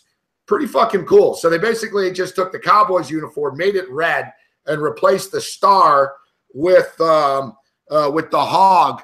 But it's like a Cowboys infused. So Arkansas is essentially representing Jerry Jones and the Cowboys in this football game. Now, the losing coach of this game, he might not be allowed back on fucking campus. We know about the negativity that's going on with Sumlin right now at College Station after blowing the lead against UCLA and nasty hate mail that he got. And he got Arkansas. And, Brent Bielema is a great coach. Just ask him, right? But I think patience is running thin in Fayetteville. No one gives a shit about beating Florida A&M and shit, man. You lose 28-7 to fucking TCU. Now you got an opportunity here against Texas A&M on television. Jerry Jones's game here, big game here. What do you make of this one? Can Arkansas step up and win a fucking game? I don't know. I don't know that either can, and that's kind of why I would avoid it. I kind of like over a little bit, and kind of my opinion. I think you have a quarterback here in Allen who's a pretty good. I mean, pretty good quarterback. I think Texas A&M's quarterback Mund is starting to kind of get familiar with this offense a little bit. But, Gabe, I got to be honest, I just don't have much of a lead on this game. These are two teams that are really just kind of blah. Their coaches are, to me, particularly Sumlin on his way out. I mean, what has Sumlin really ever done? I mean, ever. I mean, I think it's time to move on. I think he was the trendy guy. Remember, they were talking about him going to the NFL before, and it was all because Johnny Manziel had a good little run. That's why it was Johnny Manziel. I don't think it was Sumlin. And I think they're right. I think the boosters are right down there. It's time to move on. Get a young coach. Get a Dan Mullen in there. Great call. I can't believe Dan Mullen hasn't left Mississippi State yet. And, I don't know if Dan Mullen secretly is waiting for one job, and you know what that job is? The Florida Gators. I've heard he's in the mix at Texas A&M. Possibly. No, but the Florida Gators, that's where he was, right? When Tim Tebow was there and the Florida Gators were winning national championships, the offensive coordinator of that football team was Dan Mullins. He's an Urban Meyer guy. And Mullins has had opportunities to leave in the past. And to stay in Starkville is really saying something. He makes money. He's a hell of a fucking coach. It's impossible to recruit there. The guy works miracles. But eventually he's going to go. And I think it's Florida. I think that's the spot he wants. McElwain's there now. I think he's sort of riding it out to see what happens there. And I think Mullins to Florida would make a lot of sense. Yeah, I mean, look, the problem with Mullen is he makes a lot of money, and most schools can't afford to pay him $4.5 million. I would think Florida would be one of them, but there's talk of Nebraska's boosters, big man. Nebraska's boosters supposedly are going to make a pitch to Mullen. Nebraska. Yeah, I know it sounds awkward. Hey, listen. That's the type of offense they want to run. He's a good recruiter. The only thing is even if you're Nebraska, it's kind of risky because Mullen's fucking entire recruiting career has been done in the South. He's done business in Florida. He's done business in Mississippi. He does business in Louisiana and Alabama, etc. He's never done business in Nebraska before. But I'm just telling you, that's the word on the street. The Nebraska's boosters are putting together, that's a name they're looking at. That's amazing. Kevin Sumlin makes $5 million a year. That's amazing. Wow. He makes the seventh most money in football. That's amazing. You know how much Bill Belichick makes? $7 million only. Jim Harbaugh makes over 9. Nick Saban makes 12. And people are like, oh, Nick Saban. Why would Nick Saban go to the NFL? The highest paid coach in the NFL is Sean Payton at $8 million a year. I would never leave Alabama if I was Nick Saban. I'd coach there till I didn't coach no more. And we always said, too, remember Dabo Swinney played at Bama, and that's the whole thing that they're worried about at Clemson. That eventually, when Nick Saban moves on, that Dabo Swinney will leave Clemson and go and take over Alabama. Okay, so to be there. All right, so I agree with you. I like the over in this game too. There should be some points in Texas A&M and Arkansas. A little bit low. SEC's a higher scoring conference. Weather's not going to be a factor in Dallas at Cowboy Stadium. Give me the over 54. Yeah, no, I agree with you on that, Dave. The coach that makes the least amount of money in the country, New Mexico State, $376,000. That's the lowest job in America. Still not bad pay. No, I'd take it. Coach 376. The thing is, listen, you get 370. There's a lot of stress to coach a football team, D1 team, but there's not a lot of stress to coach New Mexico State. You've got no boosters on your ass. It's a basketball school. You got no boosters on your ass, no pressure. Dirt cheap to live up there in Las Cruces. Won't cost you anything. That's a lot of money up there. Not a bad gig. No, I wouldn't say there's worse jobs in college football, wouldn't you say? Oh yeah, there's plenty of bad jobs. You could be UTEP's coach or Rice or something like that. Yeah, Texas El Paso at least isn't a bad place to live. Yeah, Rice would be bad. But you imagine like Idaho or like Wyoming. No, Idaho, yeah. I wouldn't want. No, it's not bad. Wyoming and Idaho. That's not the worst. I'm thinking the worst coaching jobs are like Buffalo's a bad coach. Buffalo. That's a tough one. Buffalo comes to mind. Buffalo Bulls. All right, so I like the over in this fucking football game. All right, Texas Tech and Houston. Any interest in this one? Yeah, I kind of like the dog here. If I can get 7, I'm kind of looking that way. I'm always going to have interest in Texas Tech against, kind of a lower rung Texas team. I'm not saying Houston's not better than Texas Tech, but Texas Tech, Gabe, I mean, they're the same old team. Best passing team in the country. They're going to love to whip it around. That's what Kingsbury does down there. I wonder how good Houston is in their pass defense. I think this is going to be a little bit of a shock. They're a team that wants to kind of go slow. That's kind of their thing right now. But and I have heard some rumblings in that locker room right now in Houston that there's a little bit of infighting. They want the other quarterback, Derek King, as quarterback. They don't like Kyle Allen. I've heard some stuff like that. So yeah, I don't know. It's a 12 o'clock game. I think the Red Raiders will be up for this. This Shimanek kid at quarterback's been really good. Looking good, yeah. I agree with you. This game flew under the radar to me. I've been in more NFL mode this week. I've looked at college. I do college on a daily basis. I'm doing daily TV, so I sort of one day at a time, all right, attack the games that are on. But this one sort of flew under the radar to me. I agree with you. I don't see, you can't make it. Well, why would Houston be 6.5, 7-point favorites here? I can't make a legitimate argument for that. Yeah, I'm not really sure. It doesn't make a lot of sense. I think it's a lot to do with their past performances. And, this is a different football team. I mean, Houston's still decent, but I think Texas Tech's a little undervalued here. We'll see how it goes. They do not play a lot of defense, but, I think they're a live dog. I could see it. All right, we got West Virginia and Kansas. Kansas getting 22 on their home field. Pittsburgh got Georgia Tech. Jaw Tech 10-point favorites in this football game. Army at Tulane. Old Dominion at Virginia Tech. New Mexico at Tulsa. Ohio at Eastern Michigan. I actually had a guest on my TV show earlier in the day that likes the Ohio Bobcats in this football game. Yeah, that's hard for me to do right now. I'm passing. I ain't touching it. Yeah, I see where he's coming from, but Eastern Michigan's playing fantastic defense right now. And a couple of injury notes. Ohio's best receivers out for the year. They have a 2-quarterback system right now that they're going through that I don't really like. I see where he's going there. Ohio's a great defense, but I got to tell you, Gabe, this Ohio team, it always seems like they're in good spots to win football games and cover, and they always let you down. Last week, no one bets them, and they crushed Kansas. What a surprise. I'd stay away. I do like that West Virginia game. I think they crushed Kansas. Kansas sucks. They are really bad. I think West Virginia really runs away for this football game. West Virginia, since that first game of the year, has had a really easy schedule. I don't think going into Lawrence is going to be that big of a deal here. Kansas is just a bad football team. I think West Virginia 50-21, something like that. All right, let's get into the 3:30 games and early start time in California. And for the record, both me and Big Man are both on the same parlay here. Claudia Gadella and OSP. Hey, get Crazy Bob out of here, fucker. Get him out of here. All right, I don't know. I'm not looking at the chat. All right. Get the machine gun out. Crazy Bob. We know who that is. What's he talking about? I didn't see we had a motherfucker talking shit here. I was unaware of Crazy Bob. Crazy Bob needs to get the fuck out of here. Is there a little bit of a history with Crazy Bob? Yeah, it's this little fucking shithead on Twitter. I know who it is. He's got about 8,000 screen names on here. Man, I thought I had fucking trolls. You guys, you and Donnie, man, and especially you, Big Man. You got a lot of them, huh? It's all the same person. It's he's all those people you blocked last night too. He's a sick fucking freak. That's who it is. Well, you know what? Get the fuck out of here. He's gone.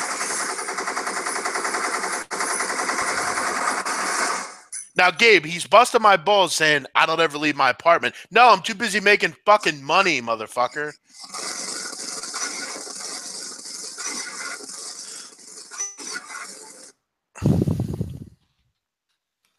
Fucking dork. Yeah, but you see the irony.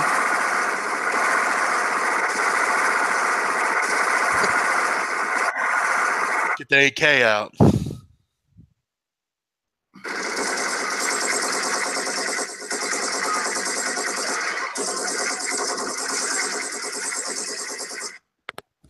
I like this. I like this next one.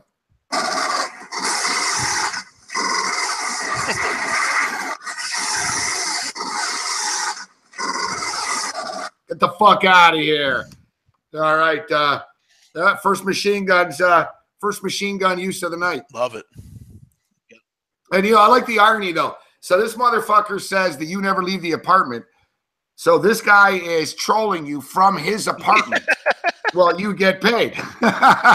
So unless this guy's got like a bitch riding him, he's lying on his back and he's got some chick riding his cock, or he's out at a club dancing, he's dancing it up and he's tweeting at you, you never leave your apartment. It's like, hey, motherfucker. Hey, Crazy Bob, are you trolling from home right now? You see the irony in this, fucking dumbass?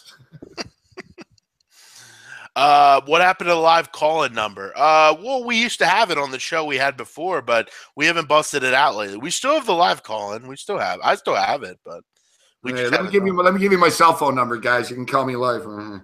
Yeah, okay. I'll give you, if you guys want, I'll give you mine, but I'll do it. No, you know what? We could buy a burner. I want to we'll set up the phone thing. I prefer the Google chat because this way you avoid fucking dumbass fucking pranks and shit. People show their face, and there's enough good guys out there that contribute. The Chris Hedges of the world, and there's other guys. And hey, you've offered Tom Marino a spot and invite on the show every day, right?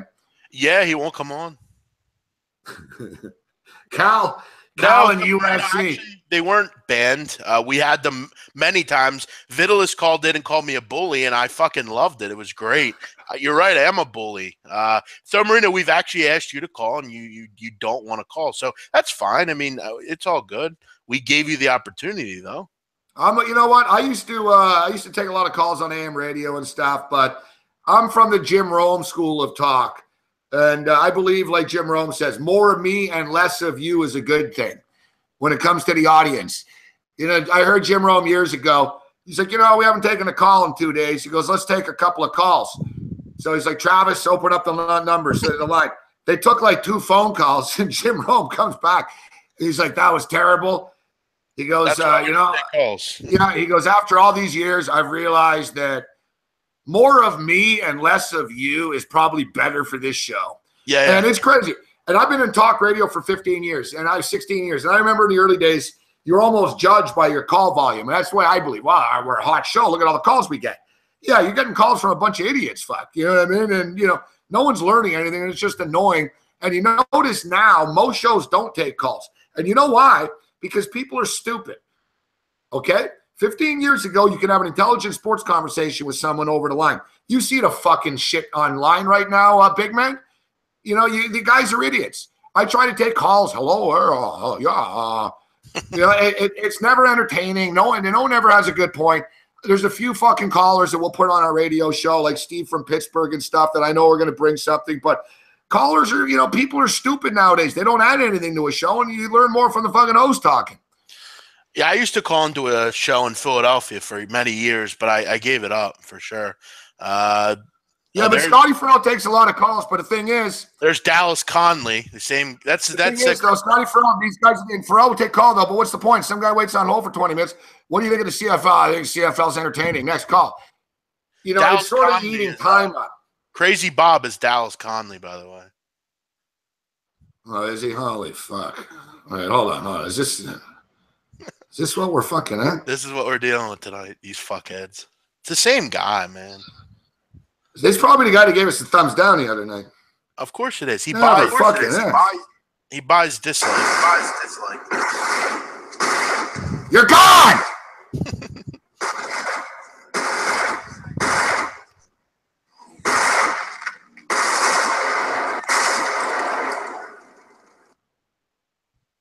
Get the hell out of here. You know what, guys? I have enough ammo for the night. I'm not going to run out of ammo here. So, if you guys want to keep coming, we'll keep firing. That's the way it goes. All right, we got Claudia Gadella right now. This fight started. This should be a doozy, this fight, actually. It's going to be a good one. Yeah, Thor Marina, just let him stay. Yeah, that's because he's not talking about you. We just got a touchdown. Arizona just scored. Great. 13-9, extra point pending with 1 minute and 39 seconds left. Me and Big Man will get you your second half numbers. We'll take a little bit of a break when we get to the half or after this. That's a bad touchdown to give up 2 minutes before half. Fuck. I know. Arizona were marching down the field too. Fuck. They let them right back in the game.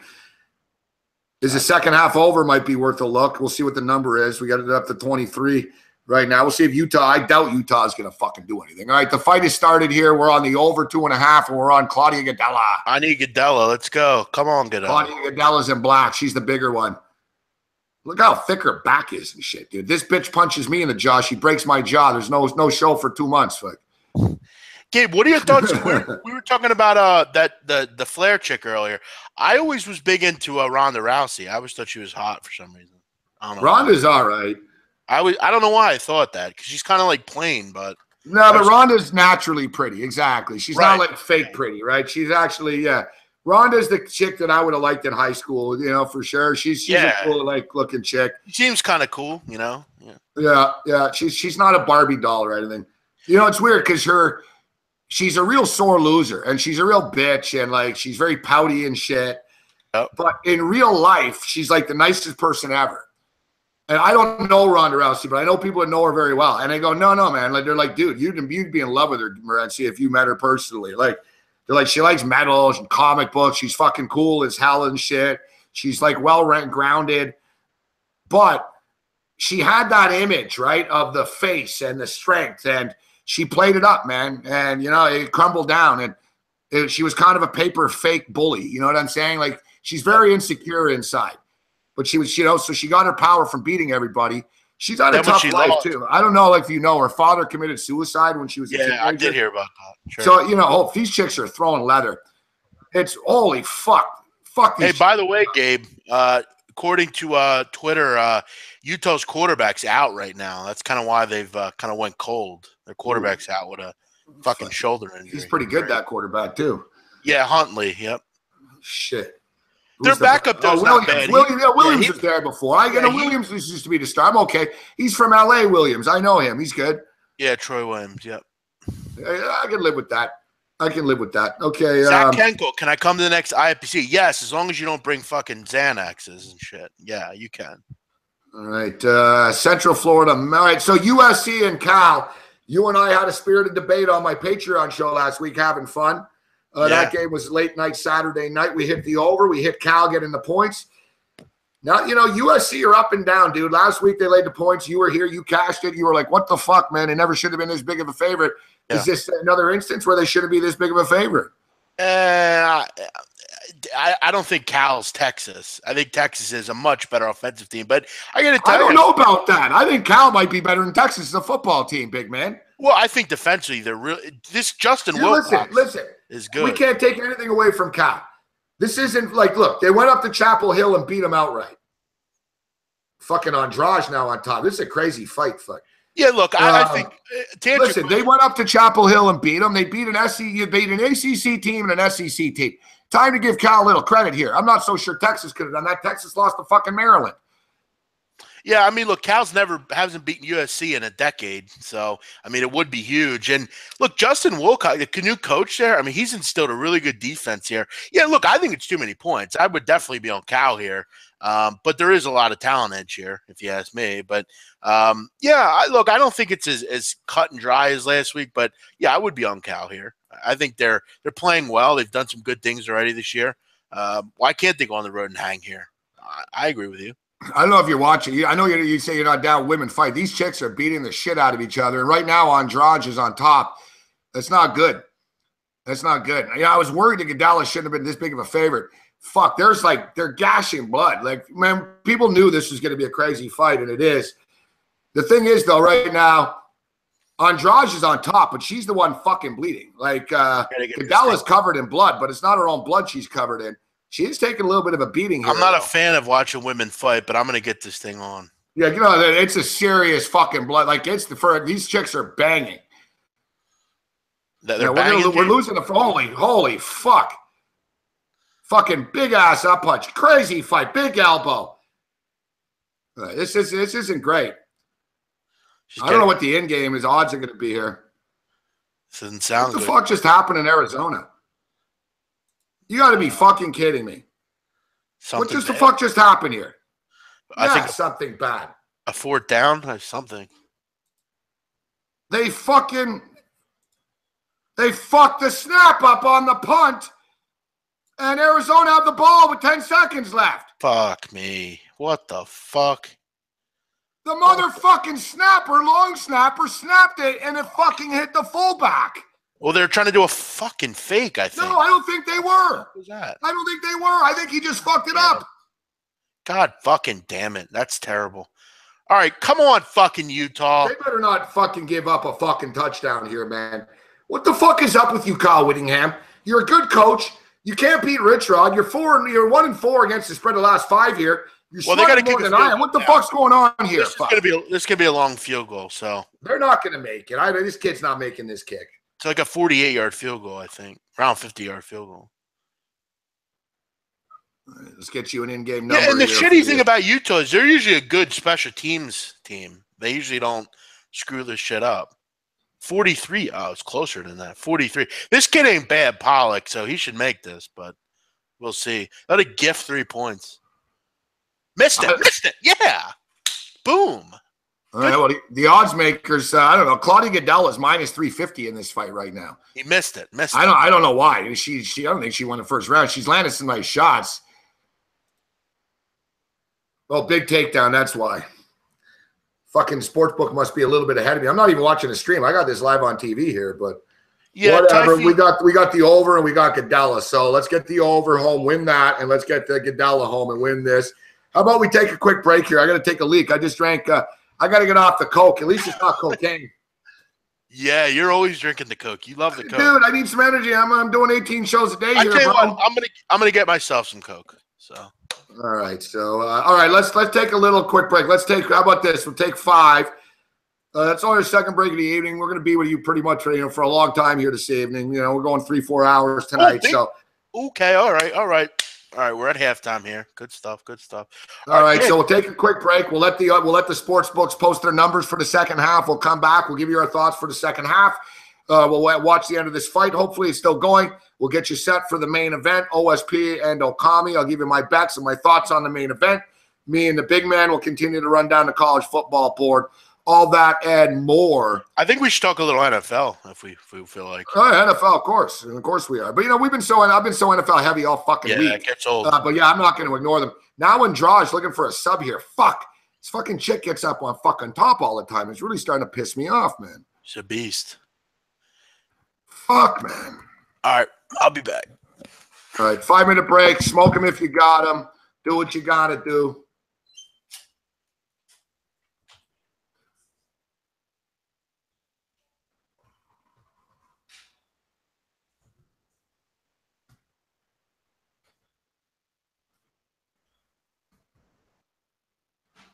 Claudia Goodella down at 275 right now. I don't know. I'm surprised she's still this big of a favorite because she's getting controlled on the ground, but she's landing big shots. She's just getting tagged. Now her face is busted up. This is like fight of the fucking year type shit so far. This is some crazy fighting going on here, guys.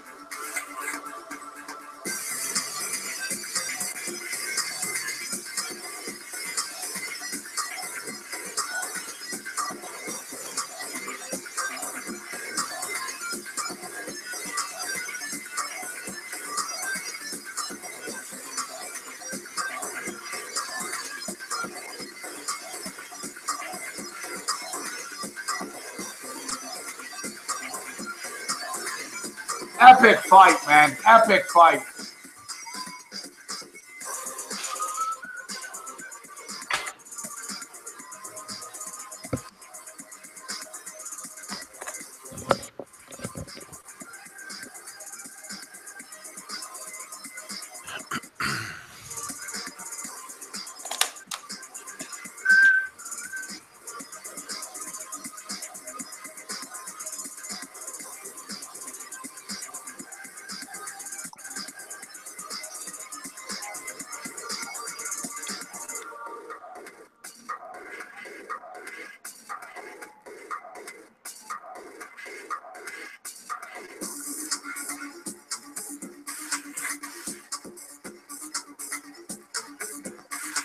Unfucking real.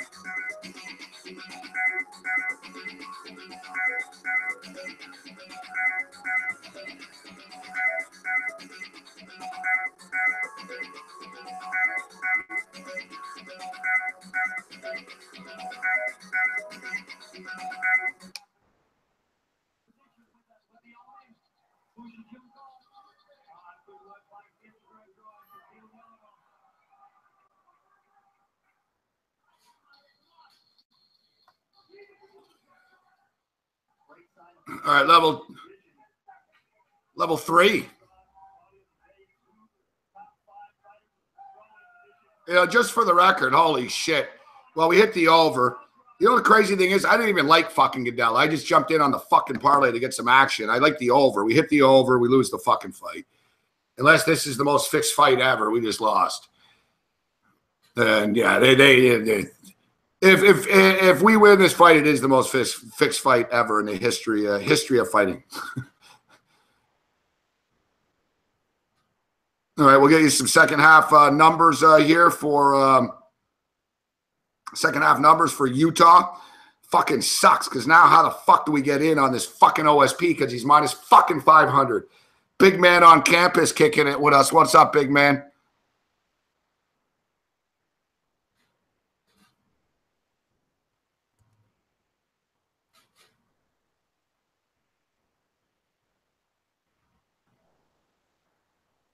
Two and a half, 28.5. Sorry, I was muted there.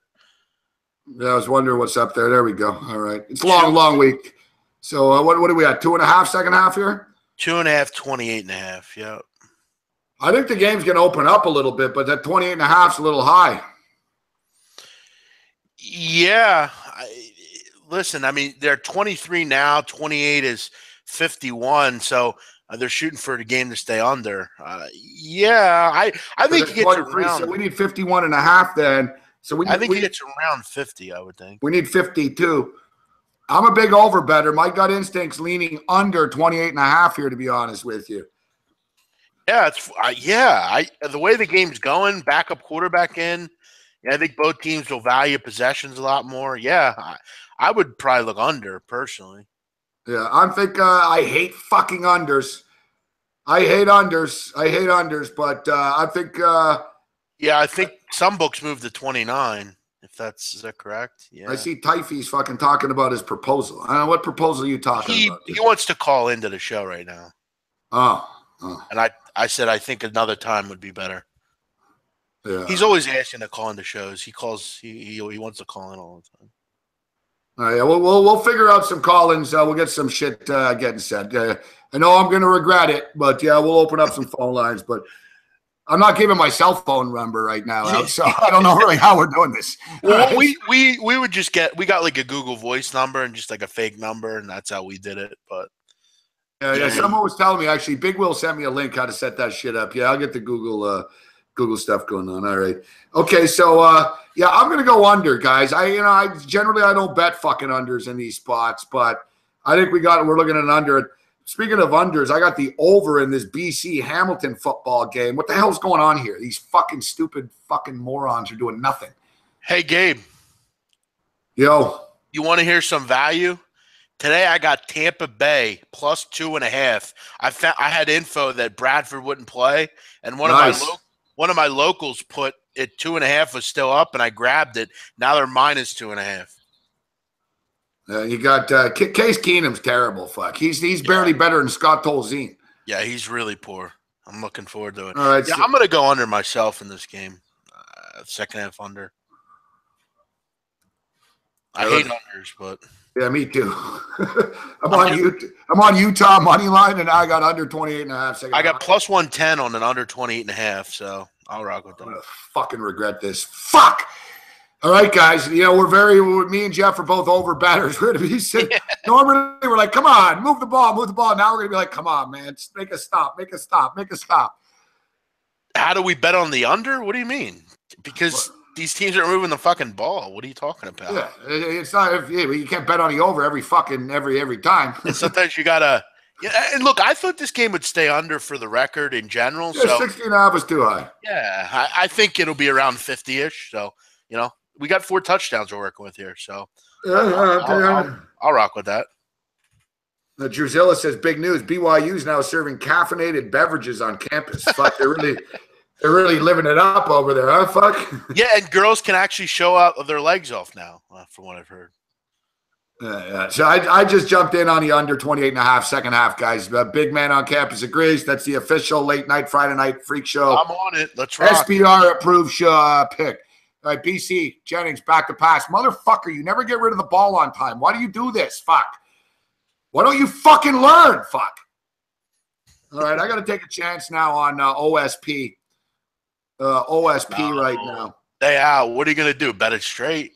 No, I'm betting the over 1.5. Fuck. I'm going to hope that they can fucking OSP doesn't knock him out right away. I can't bet on minus 500. I'm just going to bet. Dude, I didn't even like the fucking Gadella fight. I only like the over. Fuck. Hey, listen, you want someone to parlay with? Yeah, you have to wait till tomorrow morning, but I can give you something. No, I don't have to wait till tomorrow morning. Are you kidding me? I got a lot of shit going on here. No, I give you something to parlay with it. I got an AFL game to parlay with. What were you going to say to parlay with? I was going to give you a soccer game, but AFL. If you got Mick Aussie's plays, yeah, we had Mick Aussie on the radio. Sure, we're going to get it. Okay, you guys want a DJ and parlay, and I know you're going to ask me for the AFL pick. All right, the Adelaide Crows beat Geelong last night. They've already advanced to the final. Tonight's the semifinal. This shit's like the Super Bowl out there. So it's the conference championship game tonight.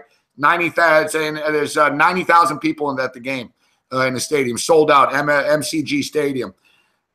Richmond Tigers are like 9-point favorites over Great Western Sydney, and Richmond's going to win the game. They're probably going to cover the number as well, but we'll just play on the money line because we're pussies. So we'll take OSP parlayed. Where the fuck is other sports? All right, there it is. Fuck, I'm getting angry now. Damn, I can't bet on that. I don't have that on one of my books. Let me look on Bet Bookmaker. Wow, it's only minus 182 on the money line too. Richmond. All right, minus 182 Richmond.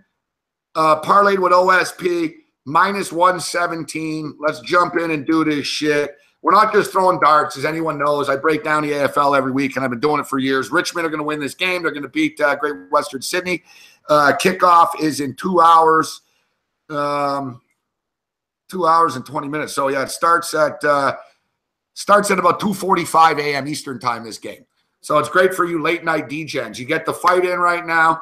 And if you're looking for overnight action, you can watch the Richmond game. I even think it's on TV in Canada, actually. I don't know if it's on TV in the States, maybe on one of the ESPNs. All right, let's get back to college football before so we can get to some NFL. My soccer plays are on the for anyone that wants. All right, so what's the big soccer play to parlay with? What's your big lock? Celtic in Scotland. Celtic, Gabe, they play Rangers. It is the biggest rivalry in world football. It's Catholics against Protestants. They sit in different sides. Yeah. I had a buddy that went to a game in Scotland there. It's no shit. When he got a ticket, they asked him, are you Protestant or Catholic? Yes, they hate each other. Yeah, they needed to know. Gabe, Celtic hasn't lost in 46 straight games. They're either really? Yes, they're very good. They're very good. So they're not going to lose tomorrow either. They're only minus 145. Scotland Premiership. So they're on the road though, right? Yeah, but it's in the same city. It's like a stone throw away. So, but yeah, they're. I've made so much money on this team. It's not even fucking funny. I mean, I asked everyone in the chat knows. They all love Celtic. They love them. It doesn't matter they lost to PSG, Zach. PSG's the best team in the fucking world, Zach. Yeah, that's Champions League. That's different shit. Yeah, it's Champions League anyway. Yeah, so Celtic in the Scottish Premier, they're 5-1. They've scored 16 goals. They've only given up 3 goals. They're fucking dominating. Rangers are 3-2, 13-8. What are you looking at the total here? Do you think it's going to be a higher scoring game or lower scoring game? I think it's 3-1 personally. Celtic can score. They have so many goal scoring options. And Gabe, they just don't lose. They haven't lost really since like last year. I think it was in the as far as in the Premiership, they haven't lost in like 46 straight games. And they just don't lose in the Premier League. So, yeah, I'm all over it. All right. I'm going to be taking a look at this as well. This fucking BC game. It's 11-8, so we got 19 points. Fuck, we're going to need like 30 points in the second half, which isn't impossible for a CFL game. It can open it up, but Fucking frustrating, man. Shitty football I'm watching here. Fuck, man. All right, fuck, both your teams suck. BC and fucking Hamilton. Ian Cameron's team shit, aren't they? Yeah, they really are. Where is Babano anyways? Babano's a great guy, and he really knows the CFL, but he loves the BC Lions. I fucking told him earlier in the year, they're fucking choking, soft-ass motherfuckers. Every team in Vancouver sucks. He has tickets, doesn't he? Yeah, no, this game's in Vancouver, though. Gotcha. Yeah, not in Hamilton, in Vancouver. All right, so UCLA and Cal, 17 points. We'll pick up the pace with college. Let's go rapid fire. Cal USC, what do you think of this one? Is it too many points delay, or does Cal beat the shit out of them? Cal haven't beaten these guys since like 2002 or something like that, right? You mean in Cal USC? Yeah. Yeah, I would take the points. I think you're right with Cal. I mean, I think you're on. I don't know. I'm not saying I like Cal. I don't know about this one. I've been riding Cal, but I don't know about this one. I'm looking. No, I think you should. I think you should ride it. I like the over. I think there's going to be points scored. Oh, Gabe, looks like someone. Yeah, they hit you, Gabe. Fuckers hit you. Fucking bullshit. Who did? These fucking losers buy likes and dislikes. Look at your dislikes. They do it on our show all the time. Oh, holy fuck. Oh, yeah. That's all right. Pathetic fuckheads. It makes it look like we're more polarizing. Oh, sure. Yeah, but the thing is, it's like it's fake. Everyone knows. Like, you know what I mean? So it just went from 64 to 3 or whatever to 64 to 100. And now it's at 99. It's clearly fake. Yeah. You know, it's like it loses its luster. You know what I'm saying? Sure. We did it. If there was somebody that was there and they actually wrote the comment why and stuff, but whatever. Fake trolls. Yeah, great life you have, fuck. I hope when you're on your deathbed and you look back on your sad, pathetic life, you think, what was the best thing I ever did? The best thing you ever did is come this close to me and Big Man on campus in your life. I know that's the thrill of your life. You know, you're getting to hang out with us on a Friday night. So, now it's down to 75. Yeah, I got to be honest. The best part is, though, if anybody really thinks I give a fuck, I've got a million problems in my life, and thumbs up and thumbs down on YouTube is not motherfucking one of them. 99 problems, but a fucking thumbs down ain't one, bitch. Hey, JV, I don't need to prove anything to you, JV. Who the fuck are you, first of all? I don't need to come to Vegas to do anything. Why don't you come to where I'm at, knock on my door, and say hello? You really hate Vegas, huh?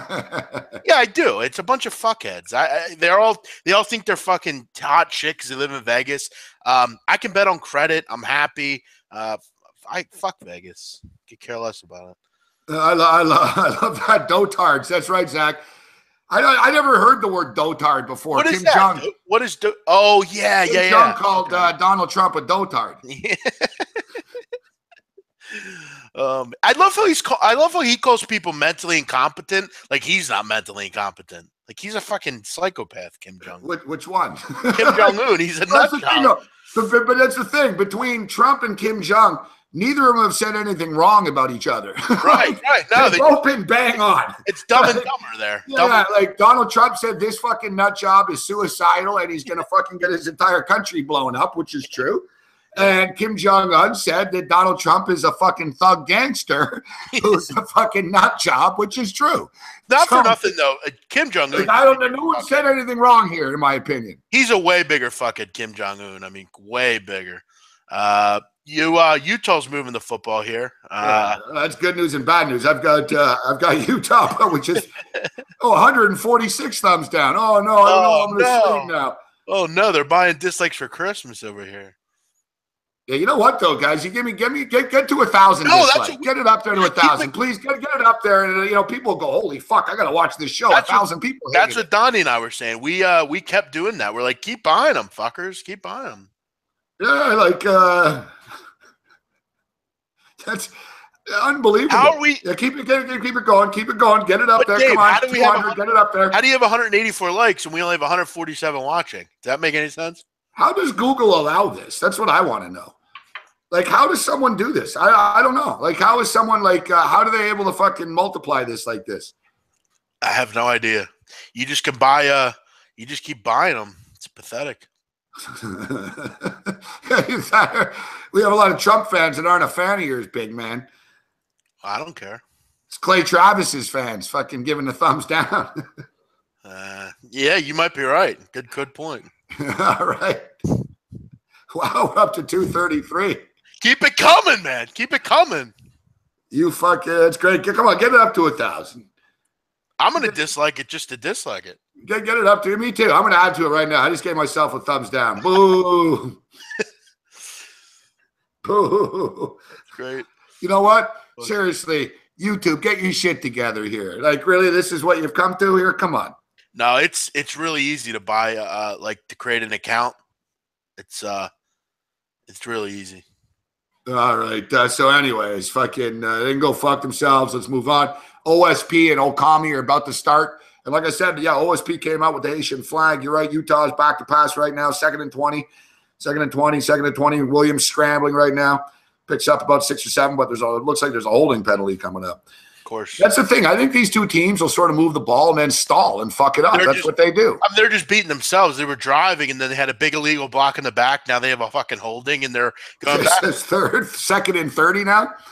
Yeah, second and 30 from the 40. I mean, they're just going backwards now. Second and 30 from the 40. Fucking motherfuckers. All right, so I'm on fucking OSP parlayed with the Richmond Tigers, and I'm on over 1.5 here. I'm a little bit worried though. I'm a little bit concerned. Yeah, but Gabe, let's talk about the elephant in the room here. Let's for everyone out there that is enjoying the show, hit the like button, man. Let's get this watched. Let's get people watching this thing. You know, all you guys in here that love us, hit the like button. You know, let's do it right here. You know. Fucking Arizona's defense, fuck. Second and 30, they fucking allow Arizona to throw for 22 or whatever. Arizona is really bad on defense, man. like really, Rich Rod? Like, really? Like, what did you think? It was like 4th down, a Hail Mary? I don't understand that defensive call.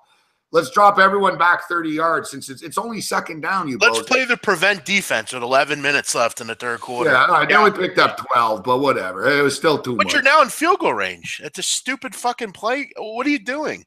I can't stand zone defense, by the way. It's one of the fucking worst things in sports. Zone fucking defense. Play up on your fucking guy. Press man coverage. Come on. All right, so let's talk about a game, and our boy Druzilla is his ears are gonna perk up right now. When we talk about Alabama and Vanderbilt. Vanderbilt's been turning heads with their great defense. Number 1 defense in the country. First and goal from the 1. First and goal from the 1. Come on, Utah. Big play, Gabe. Big play. I got the under. Fuck. Well, we need points, too. I got Utah as well. I don't mind if Utah scores. Yeah, just Arizona. And then just fucking runs the ball. And Utah will do that, actually. If Utah gets up, they will fucking try to kill the clock. And the clock's running. So, I mean, you know, we got to score points, too, to get Utah. So, ideally, this takes like 3 plays of clusterfuckness to get it. How bad is Arizona, though? Third and 30, you give up first down. Rich Rod is a loser, dude. I'm telling you. Pathetic. At home, you do that. All right, OSP's on top of them already. Fuck, can we get fucking 7.5 minutes out of this? I don't know. Probably not. Fuck. OSP looks like he's a beast, man. He's already on top of them. It's over already. Fucking 6 seconds in. Fuck, really, Okami? Seriously, dude. You're getting paid, bro. Can you give us more than fucking like? We already got paid no matter what. He's about to get choked out. All right, see you later. All right, what are we looking at next? He's not in full danger. Okay, Alabama and Vanderbilt. Are Vanderbilt a live home dog here? Will Alabama raise it up a notch? Alabama haven't been great, but they've been good so far this year. Vanderbilt's defense is very good, but this is a step up. Alabama's on another level, obviously. You know, Saban's a great coach, but you don't get rich laying a ton of points with Bama. And I don't know if this Bama offense will they pull away? It's a tough football game to me. Yeah, no, I agree. Shit. Now Okami's trying to choke him out. This would be a nightmare. Fuck. Get the fuck out of there, OSP. Oh, it'd be the worst upset. Holy shit, man. He's really got a grip in here. Fucking knee him in the stomach, OSP, you fucking idiot. You can knee, you're allowed to. Oh, shit, no, it's fucking Okami's out. Holy fuck. He's passed out cold now. I was fucked up. It's over. Yeah. Fuck, you're pathetic, Okami. It's over. Whatever. Yeah, it's over. OSP won. Boom. You have what? Do you have the over? Yeah, I had the over, but I also bet I got that OSP AFL parlay going. What the fuck happened? He was on top of him and then just collapsed. I don't know, dude. Okami was in a good spot for a second. The next thing I know, he's asleep. He's still asleep. Is he alive? Out. Is he dead? The Yakuza should be all right. He got choked out with his shoulder. It was fucked up. He didn't choke him. It was sort of like he was on top of him, and he just started crunching his fucking shoulder into the neck, like against the ground. It was very bizarre. And it was weird because Okami was trying to choke him out, and he had him locked up for a second. Yeah. Amazing. Okami's fucking terrible. Fuck. OSP's not even that good. Fuck. Time to retire. Him and Gomi. You guys are a real disgrace in Japan tonight, guys. Like, seriously.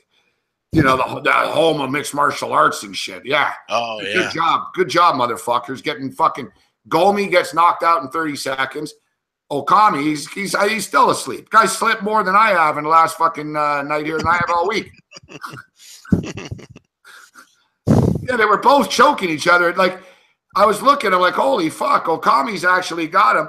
But Okami was getting choked out, and he fucking tried to choke OSP out, except Okami just went to sleep. Like, what up, T-Bone?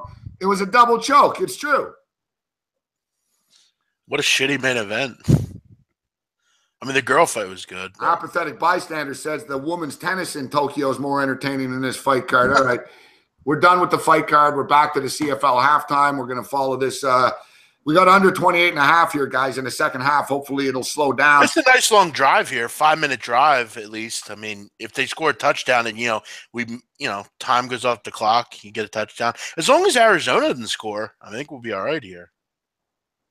But yeah, Gabe, as far as our Alabama, Vandy, I really want to take Vandy. I've said all week I liked them. I want to take them here. They have a great defense. Touchdown Utah. 7-7 here, 2010. Gabe, third down percentage defense. They're doing great. They have the best scoring defense in the country. Why isn't this a low scoring, 24-13 type of game? I just feel like it's a knock-John drag-out game. It's in Vandy. When was the last time they had a game like this in Vanderbilt, Gabe? Well, the biggest game ever in Vanderbilt history pretty much was last week when they beat Kansas State. It was sold out. It was the first sellout in a hell of a long time. Yep. So let's look at the history. Alabama beat them 34-0 last year. They beat them 24-10 the year before, 13-10 the year before that, 30-8 the year before that, 12-9. So, yeah, historically, they have played some relative. They've covered 10 of 14 against Alabama. 10 of 14. My deal is, how is Vanderbilt going to handle the moment? Very similar to Purdue tomorrow.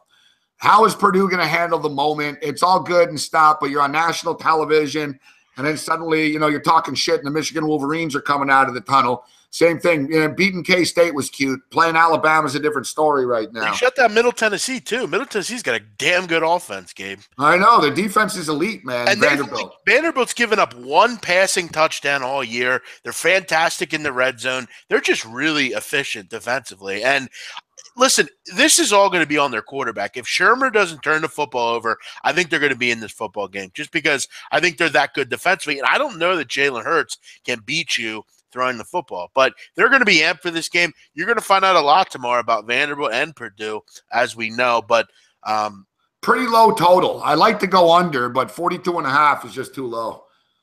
Yeah. I don't think it'll be 12-9 or anything, but I think they cover. I think they can hang within the number. All right, let's talk about a game that should be a track meet. It's gone up, though, man. It opened at 64.5, and it's up to 71. TCU and Oklahoma State. I believe you and I talked about this game on TV earlier in the week.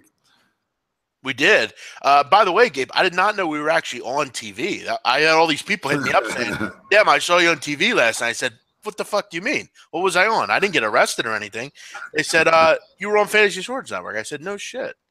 That's fucking great. What do you think we were doing? You think I was just sitting in the park? No, I thought it was like a radio. Hey, Hamilton got a field goal before the half. I didn't know that. Hey, we're up to 22. How about that? They're moving up in the world. Yeah, it was on TV. Yeah, it's good. So, yeah, good shit. It always surprises me when people watch Fantasy Sports now. I was in Vegas at the sports book, and some dude came up to me and said he watches the network all the time. Okay, so so Alabama. So you're leaning with Vanderbilt plus the points, getting the 18.5. Yeah, I would go that way. As far as Oak State, I said to you, I'm not betting against Oklahoma State. They're a train right now. I love Rudolph. Me and you've talked about the Cowboys. I just don't think TCU. I'm not a Kenny Hill guy. I think he's inconsistent on the road without their best running back. I'm just not a believer in TCU just yet. I don't think they've really done anything. Arkansas is struggling right now. Gave up 36 points to SMU last week. Look, until Oklahoma State jumps off and falls off and wins by 6, I'm still probably bet them the next week. Their offense is too good. I think anything under 2 touchdowns, I'm gladly interested in. Until they fall off the wagon, I'm not looking to jump off it. All right. So speaking of biggest games ever, I don't know. I'm not going to say it's the biggest game ever in West Lafayette, but nevertheless, it's right up there. It's funny. They're not undefeated or anything like that, but there's a lot of positivity around the Purdue Boilermakers.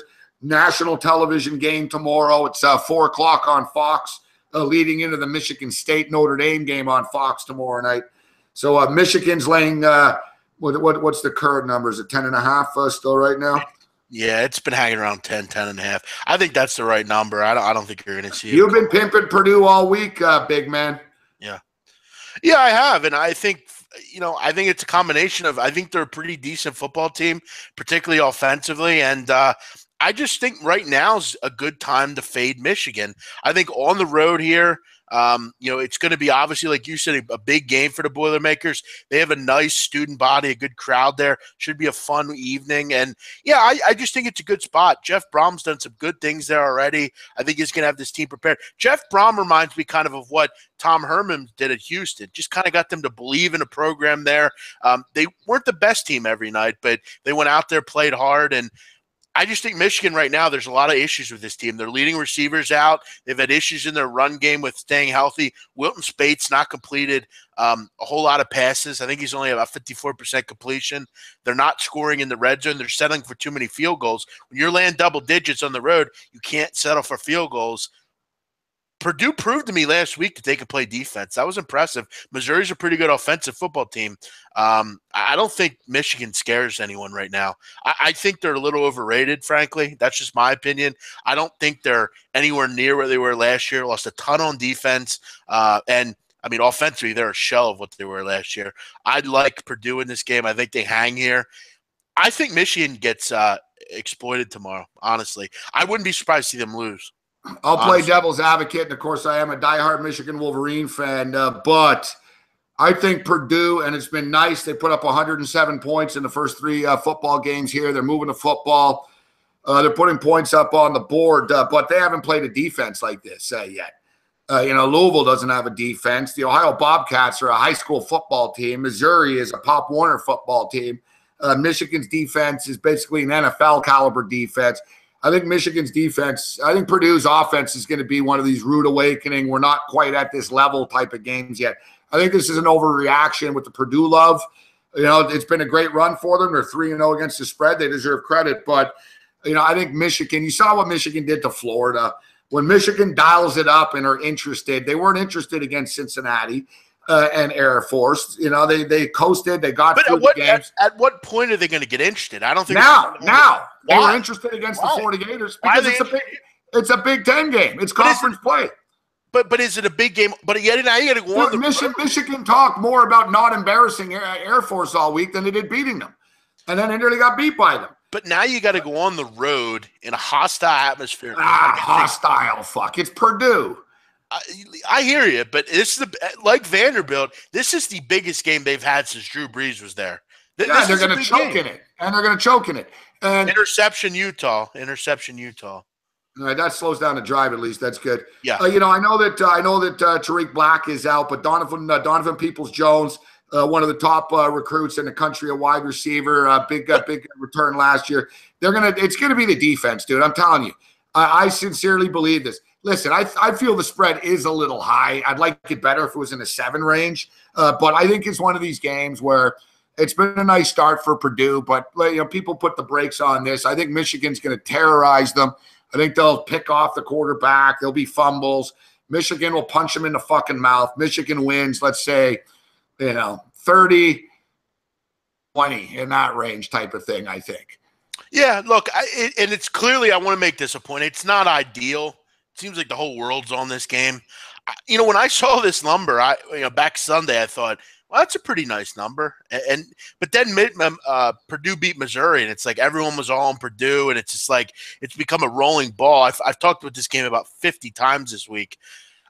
Listen, it's a play for me. It's a regular play, as in everything. If it loses, it loses. We're going to find out a lot about Purdue, but overall, I think they could hang. I think it's like a 24-17 type of game. I think they'll do enough to hang here. I think Michigan's overrated. I don't think Wilton Spate's very good. I don't think they have many weapons on offense. There's no Jake Butt. There's no Amara Darbo anymore. Defensively, they're good. You're not going to get an argument from me there. But I think in the grand scheme of things, you and I both know, Gabe, this is not a great football team. They're good. They're not great. I think they're very good. I think they're top 5 good, but not top 3 good. They're not top 2 good. 5 in the country. I think they will be, but when it's all said and done, yeah. Gabe, I'll bet you $200. You want to bet right now? No, because that's a pretty bold statement that I'm making. That at 5. I don't think they're a top. Let me think. Make me a counter offer. So you're saying not top 10? All right. Well, we'll kick this around. We'll come up with a bet with Michigan before the game tomorrow. Before the game. So I'm not going to wait to the game, but we'll think of a number that we can both live with for a ranking for Michigan when it's all said and done. And I think they can win the Big Ten. I'm not saying they will. Now. I think Ohio State's better than them. Penn State's better than them. I would take Wisconsin over them. Yeah, I think they're the 3rd or 4th best team in the Big Ten. Wisconsin's got a great defense, and they have a better offense, I think. I think Michigan's going to end up as a 10-2 football team. Utah about the punt. That didn't take a lot of time off the clock, but it stalled the drive. Maybe that's a better bet. We'll do a win total bet for Michigan. Give me a number. All right. Like I said, we'll think about it. We'll talk about the games right now, but I'll come up with something. We'll come up with something. All right. So here's a game, and someone's asking about the Oregon game. We'll get to it, guys. We're going in the order of rotation, so we don't miss games, and we can't hit every one of them, but we'll do the big ones. Syracuse and LSU. Pretty hard to lay this type of number with LSU right now. They were humiliated in their last game, a 30-point loss at Mississippi State. Now they go back home. They're laying 3 touchdowns in this game to the Syracuse Orangemen. Orangemen beat the crap out of Central Michigan last week, 41-17. You and I have talked a lot about the Orange this year, and our boy Lucas is in the chat. He's a big Syracuse guy. We talked a lot about the Orange, and we've sort of wondered why there's so much love from the odds maker all the time with this football team. Specifically with that Middle Tennessee game. They lost that game. They beat up Central Connecticut. Then there was all this love against Middle Tennessee because they lost to Vanderbilt. Then they handled their business last week against Central Michigan, laying 7.5, a big 24-point win.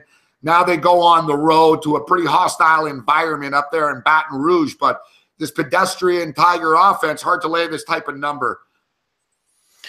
Yeah, and I mean Geis is playing in the game, the running back, but he's been injured, and I don't like Etling. Orgeron's a nice, ornery guy. He's cool to interview. He's an interesting cat. He likes to make jambalaya, and he's got his own hot sauce. But is he a good head coach? No, he's a great recruiter, one of the best. This is a lot of points, though, to give to Syracuse. 22 points. I'm not crazy about awful loss. They should be able to come out and kind of do what they want against Syracuse's defense. Syracuse is a different team outside of the dome. Gun to my head, pick it or I'll blow your head off. I would probably take I'd probably take Cuse, but I've heard the gun to your head, but I never get to blow your head off. That's a South Philly thing, I guess. Yeah, no, I'm just saying if you made me pick it or I'd blow your head off, I would probably go with the Orange, but it would be very much a lean. I don't trust their defense whatsoever. Geis could have a big game injured here even. Syracuse is poor on the defense side. But I'll tell you what, Dino Babers has some tricks up his sleeve for sure, and they are thin at positions, LSU, in certain positions. I'm going to go ahead and say they hang. I think it's, 38-20. All right, we got Mississippi State coming off that big win, taking on the Georgia Bulldogs. Huge game here. Winner's going to be 4-0. We were talking about Dan Mullen, what a great job he does with the Bulldogs. So, yeah, this is actually Bulldog versus Bulldog here. I like the home Bulldog side. I'm big on Mississippi State. I've got a soft spot in my heart for this team always. I was a big Dak Prescott fan when he went to college. I had a buddy that lived there, and he passed away, unfortunately. Rest in peace, Jukesy. We never forget you. So we always pull for Mississippi State, but it's a tough spot for them. And I like the fact I'm looking right now that 59% of the betting public are on Mississippi State. Georgia's a good football team. It's going to be tough. This is a tough spot for Mississippi State. It's not my top lock of the week, but like you said, gun to the head and blow your head off. I'm going with the Georgia Bulldogs here. Yeah, all the talking heads are loving Mississippi State this week. Everyone in the ESPN, they might dethrone Alabama. Dan Mullen's the greatest coach in the country. He's a good coach. Don't get me wrong. Nick Fitzgerald's a good player, but this is a terrible spot for Mississippi State. I mean, you're coming off a huge win against LSU. You beat them up and down the field. Now you got to go on the road into Georgia. They're off a bye. And look, they got two great running backs. The one concern to me is Jake Fromm here. I mean, he's a freshman, young kid, big game. He'll be fine. He played at Notre Dame, and now he's got more experience under his belt. He'll get better every week. It's definitely the right spot, though. This is one of the spots you kind of look for and say to yourself, I just can't, this would be a huge win for Mississippi State if they could go back and get it. But I just think this is kind of one of those spots where I think a lot of bettors are going to look at the Mississippi State and say, well, they're off a huge win. They're going to roll this season. They're going to go into Georgia. Georgia's got a freshman quarterback. They always fuck up in big games. I think they win 27-20. Get the job done. Here's a big play for Arizona down to the Utes 25-yard line. All right, come on, defense. Clamp this shit up and at least eat the clock up a bit here. Hold no field goal. I can live with a field goal. Hold no field goal. Let's go defense. Utah just can't. I mean, they can't seem to pull away in this game. I mean, they've had the 10-point lead once or twice. I know. I bet field goal will be here. Fuck, that was a hard hit. Yeah. Oh, and a penalty. Fuck. Of course. Fuck me. Fuck. That's not a penalty. Whoa. Man. He's a fucking active runner, man. Yeah, but he put his hands up. You can't do that. That's a stupid play by that kid. Lower your shoulder. Fuck, that's going to be fucking 15 fucking yards, man. That's targeting. You fucking could have tackled him anyways, you stupid punk. You got to wrap up. That's targeting, too. Fuck me. Stupid kid. Fuck, man. Fucking unders, man. Every fucking time. It was perfect. We got to stop. But what are you eating? Yeah, he hit him right in the head with his shoulder. Fuck. Well, we're still on par here. I mean, you got to hold to a field goal. If you can hold to a field goal, we're looking good. No, it's head to head. Yeah. I got in a little box here. Fuck. I didn't get ejected. And this is why I love the military schools. You can never make up the stupidity with some of these kids, the way they do things. That's just a stupid play. Dumb. Wrap up. Fuck, man. This fucking total is fucking pissing me off. All right. So, Mississippi State, Georgia, we both agree it's a good spot for Georgia. You and I have been riding that San Diego State train.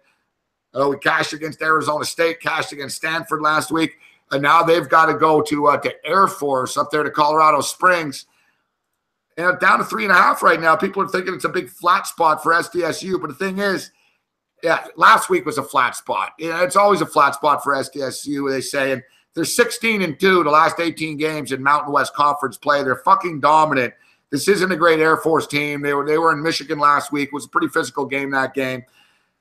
Air Force are, military. I know you like your military schools. I can't get in front of Coach Long and San Diego State, though. No, and I don't really think San Diego State's a team that's really in the business of having a low game. They're not a high-powered, high-profile football team. They can't go into games thinking, well, we have it won. And they don't ever do that. They have controlled this conference for many years. They've won 16 of 18 in this conference, covered 12 of 17, I think. I'm not betting against Rocky Long here. It is a bad spot for the Aztecs off that big win. Got to go on the road, but it's all about who can control the football here. And both these teams have that knack. I mean, they love time of possession. They actually lead the nation, San Diego State, in time of possession, Gabe. So it's all going to be about who can use that time of possession to their advantage. I'm not betting against San Diego State here. No way, no how. This fucking kid, man, fucking Utah, fucking wrap up, make a tackle, man. Kid ran right into the line. He ran right into the line. You guys did nothing. CFL game, we keep getting field goals. 14-11, it's a fucking field goal fest. Fuck, somebody score a fucking touchdown, you fucking idiots. Yeah, guys, listen, we're watching the game. We see there's a touchdown. Fuck me. Of course there is. Fuck.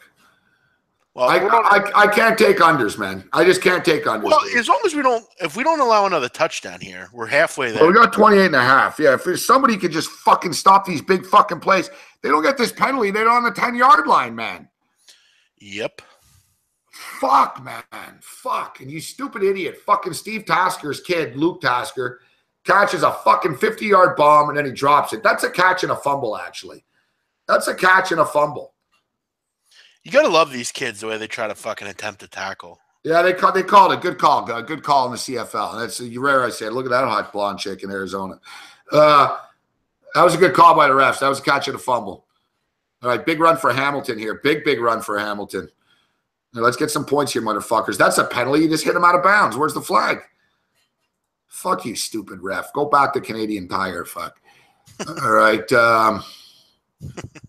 Penn State and Iowa. You buying into all the trendy pick here with the Iowa Hawkeyes? They're not that good, Iowa. They're not that good, but it is double digits. It's a night game at home. You know, Kirk Ferentz has got some nice numbers with revenge and as a dog at home. They're getting 12.5. They're not a great team, but they're never really a great team. They're usually a decent team, but they do a lot of great things well. They, like San Diego State, are good with time of possession. They hold on to the football. They're a high-level run offense. And, Gabe, they're very good against the run. And against Saquon Barkley, you have to be good against the run. On the road for Penn State, first team that they're playing that's really anything. I'm just not interested in betting against Iowa at home on a Saturday night. It just has a weird feel to me. You got to lay double digits here. I like the Hawkeyes. I like what Ferentz has done there. I think they're just the kind of team built to upset teams. They have good, tough, strong kids. And I'm not a big Penn State guy either. I think this team's a little overrated myself. I'm not sure why they're ranked in the top 4. I don't know that I understand that. They haven't played anyone.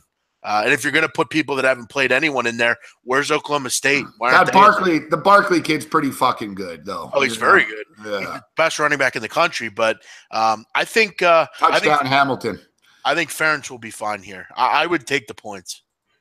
All right, Tasker steps up with a big play again. Luke Tasker, remember Steve Tasker, special teams extraordinaire player with the Buffalo Bills. Yep. His kid Luke Tasker is a wide receiver in the CFL. Big play. Hey, Cameron, go crazy. There's from Masoli. Big man's getting beaten down. And end of the week, big man. All right, so let's blast through to college, and we'll take a last break, and we'll talk some NFL on the other side. Big game. Florida's beating them 30 straight motherfucking times. Kentucky's 3-0. They're going crazy up there. Big win last week against the Gamecocks. But now you got Florida. Florida's offense didn't play great last week, but they win on the Hail Mary. Last play of the game. I've been saying all year, I think Felipe Franks gives them the best chance of winning football games. Florida are short man. They're undermanned, but it's hard to overlook a streak of 30 consecutive motherfucking football games. Florida's been lucky, man. They just find teams that just blow games. I mean, Georgia Tech did it. Tennessee just found it more and more ways to fuck up. I mean, they had many chances in the red zone, couldn't get it done. And Kentucky's playing well, but I'm not looking to bet into a streak of 30 games. I mean, that's ridiculous. But if it's going to be this year, it would be this year. I think Florida's got some problems right now, as we know, and they're off a huge win. It's a pass for me, but I would lean Florida. I just don't really want to bet against them. They seem to have some luck right now on this team, which is amazing. And they have better athletes. You're right, though. It's not a bet-on game to me. It's a tough one. Maybe Kentucky's got something going on coming into this. They're 3-0 right now. All right, so I mentioned the Michigan-Purdue games on Fox Television at 4. Leads right into Notre Dame and Michigan State. This is an interesting rivalry that's generally been dominated by the underdog over the years. Michigan State got good when Brady Hoke and Rich Rod were at Michigan. They took over the state of Michigan recruiting-wise. But you notice with Harbaugh, suddenly Michigan State is regressing a little bit in the state here right now. Yet, let's give credit where credit is due. They took care of business as 17.5-point favorites against Bowling Green. And then they beat down Western Michigan, a Western Michigan team that played with USC. So that was a nice win. Laying 7, 28-14 winners against the Broncos. Meanwhile, we got Notre Dame. Look, Notre Dame beat up on two bad teams in Temple and BC, put up 49 points exact in both games, and then lost a close one to Georgia. I think this Notre Dame team's pretty good. Yet you got Wimbush going on the road here, and I'm a Michigan guy. So, there's no love lost between me and Sparty, but East Lansing's a pretty greasy place, man. These kids are burning fucking couches in the parking lot before the game and shit. Like, it's a pretty white trash place. Not an easy place to play on a Saturday night. They're going to be all fired up, and I'm not ready to write off the Sparty program. Yeah, they had a bad year last year, but they're an attractive home underdog to me here. Yeah, they're to me. I got them at +4. I like this play a lot. I think off a bye, I think they're in a good spot here against Notre Dame. I like Wimbush. I think he'll be a good player down the road for Brian Kelly. I think he's got a lot of talent, but on the road, against a defense that's really good on third down, Michigan State, they're getting back to what we remember, the good defense, solid run game, and that's what they are. I'm not a big fan of their quarterback, but I just think they're going to make enough plays on defense to hang around in this football game, maybe win it. Brian Kelly's a guy that just seems to not get this team up for big games anymore, and they have a freshman quarterback on the road against a team off a bye. It reminds you a lot of the Georgia spot for Georgia against Mississippi State. I'm not ready to write off Michigan State. I think they're going to have a pretty decent year, and I think Brian Kelly's seat's going to get hotter and hotter. Yeah, it's a tough spot for Notre Dame. Listen, it's a toss-up game. It's going to be a close game, but getting points with the home team is very, very attractive in this one. D'Antonio's a good coach, too. It's going to be a close game. It'll be a battle. I think it'll come down to the wire, but I'd like to be on the side of the home underdog in this one. Tom Marino's saying it's an affluent suburb. Yeah, have you seen the fucking crowds that go to these fucking games? Yeah, real affluent. Washington and Colorado. I'd rather hang around in Boulder than East Lansing. Put it that way. Colorado's a great party school. Colorado's a great state. Big fan of the state. And I'm a big fan of them. They got fucking tattooed in the Pac-12 championship game. I think the number's too low here. I'm betting the over in this football game. These kids are going to be fucking wasted in Boulder. They're going to be high, stoned, and fucking drunk, man. Late night, Saturday night. They got tattooed 41-10. You got Colorado Buffaloes, very impressive win to start the season against Colorado State, shutting them down. Scrimmage against Texas State, and then another scrimmage against Northern Colorado, but they put up 41. I think they're ready for this football game. And, Washington have been okay, but they haven't, they put up 48 last week against Fresno. I'll give them credit for that. I like the over here. I like the home dog getting double digits and the over. Yeah, I like the home dog here as well. There's a lot of home dogs that look attractive tomorrow in the high-profile games. This is another one. Colorado's impressed me. I thought they would be a team that would really struggle on defense without their defensive coordinator, but they've really done a good job. Really did a nice job against Colorado State, which we saw. Gabe, one thing I will point out, overs for me in college football, it's all about pace of play a lot of the time. Washington is really slow pace for play-wise. They don't run a lot of plays at all. That's a concern, but should see some points here. I think it's a 34-28 type of game. I think Colorado will do enough. They have plenty of playmakers on offense. They're at home. It's going to be a good atmosphere. They hung with Washington in the championship last year. So, yeah, I think they can do enough to hang around and cover the double digits. I agree with you on that. All right, 20-17 still right now. Now the Utah Utes are punting the football. These motherfuckers, they were, like you said, they just let Arizona hang around, man. All right, nice rugby-style punt, goes all the way down. Don't touch it, kid, you fucking idiot. This kid's so anxious to touch the ball, man. Let it roll. Yeah, really nice. Who cares if you're the first guy to touch it, all right? We didn't get it. Great kick. Yeah, they always hustled. Good job. They always have great punters at Utah. Always good Australian punters. Too bad they snapped the ball into the fucking fullback on that before he had it. Oh, yeah. Well, luckily it didn't burn us, thank God. All right, so we're in agreement with this one. Gabe, live I want to tell you one thing. I will point out, I think this card sucks this week in college football. I'm not there's not a lot of games for me on this card that I'm I see 6 or 7 spots. I'll run through. I'll recap the games I'll be betting. But you're right. I'm not going crazy. But I say that now, and I'll end up with action. You know what I want to do, Gabe? Honestly, I like the late night action here, though. We got Washington, Colorado. We got Oregon, Arizona State. You know, we got Hawaii, Wyoming. We're at UCLA, Stanford. There's good late night action tomorrow. And you know what I'm looking at tomorrow? Fucking Wazoo again. I want to bet them again tomorrow. I stay away from those cocksuckers. Nevada is so bad. Nevada. Oh my God, they're bad. They lost last week to Idaho State, I think. I didn't see this game. I must have skipped over it. I want to bet it. I really do. I want to take Wazoo. I think they crushed Nevada. You got a thing for those guys. It's like a drug. If you don't do drugs, you're hooked on fucking Mike Leach. Fuck. I am. You're a leech. You're a leech head. I am. I got a leech in my body. It's amazing. I don't know. I'd love Luke Falk for some reason. And I had him last week. They covered. I was bitching the whole time, but I don't know. Nevada, I just think is so bad. Interception. Oh, no. That's good, but bad. Pick 6. Oh, no. It's good, but it's not. Holy fuck. Oh, no. I can't take unders, guys. I don't know what it is. Like, I'm just adverse to unders. I can't do it. I can't do it. I can't do it. I don't know what it is. Anytime I take an under, I lose. It's no joke anymore. It's like every time. Every fucking time. I hate to say it, but if you guys listen to my preview for this game, I told all of you, Brandon Dawkins is a turnover machine, and this team forces turnovers. They have 10 turnovers this year. Why are they throwing the fucking ball from that spot, dude? From 3rd and 3, you run the ball. I agree. I don't get it either. I've got Utah, but fuck, man. Why did I take the fucking under? I hate unders. I hate them. You're right. Oh, fuck, man. Life's too short to bet the under. Good I'm not. I can't bet unders. I can't bet unders. I can't. You told yourself.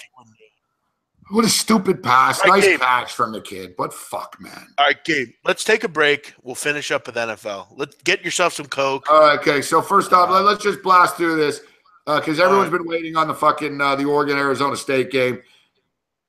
You know, does it go over the number? It's a fucking, well, I'm not betting the under. Fuck, I tell you that much. Come on. Catch it. All right, big play BC. I got the over in the CFL game. They're starting to move. That was a big bomb. Good shit. Okay, so let's go quick with this one. I think Oregon are going to fucking kill them. We're seeing this Oregon Ducks team seems to be back right now. I'm not saying they're Chip Kelly national champion back, but we can't overlook what they're doing right now. They've hung 42 on Nebraska. They beat the shit out of Wyoming on the road last week.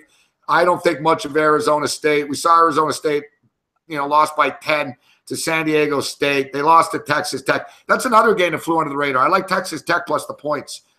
I like Texas Tech. Well, we talked about it earlier. Yeah, you brought it up.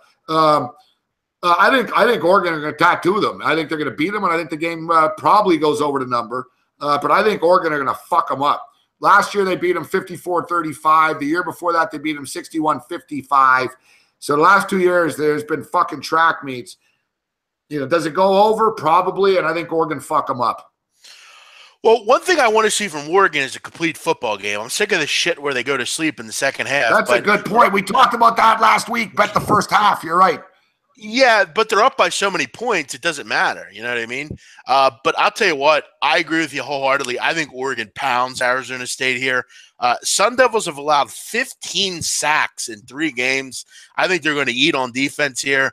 I agree. I think they put up 50 in this game. I think it's a 54-30 type of game. I agree with you. I think their offense right now is really humming, and Arizona State is not. Arizona State had the worst pass defense 2 years in a row. They're not any better this year. This Oregon team is for real on offense. I think they're a top 5 offense in the country. I think they're going to go absolutely ballistic in this game. I'm going to do the math here. What do you have on a total in this game, Gabe? Let me do let's do a current check. Current check. 75 and a half everywhere. 75, and it's a 14-point number, so 75. 14 and a half. They're going to roll them. They'll win by 20. I'm looking at a team. These guys, BC, had first and goal from the 3, and they threw the ball 30 yards both times. Like, I'm going to smash things. Like, why do you do this? The end zone in the CFL is bigger. Like, you're on the 3-yard line, and they're throwing in a double coverage in the corner of the end zone, literally 25-yard passes after you throw a bomb. Like, it's this sheer stupidity. And you know what, Wally Bono? You're like 70 years old. You've been around forever. Like, I can't even yell anymore, man. Like, what am I watching? When I'm on I talk about trolls. When I'm on my deathbed, I'm going to look back and I think I spent countless hours and dollars betting on these fucking idiots that throw fucking pick sixes from their end zone.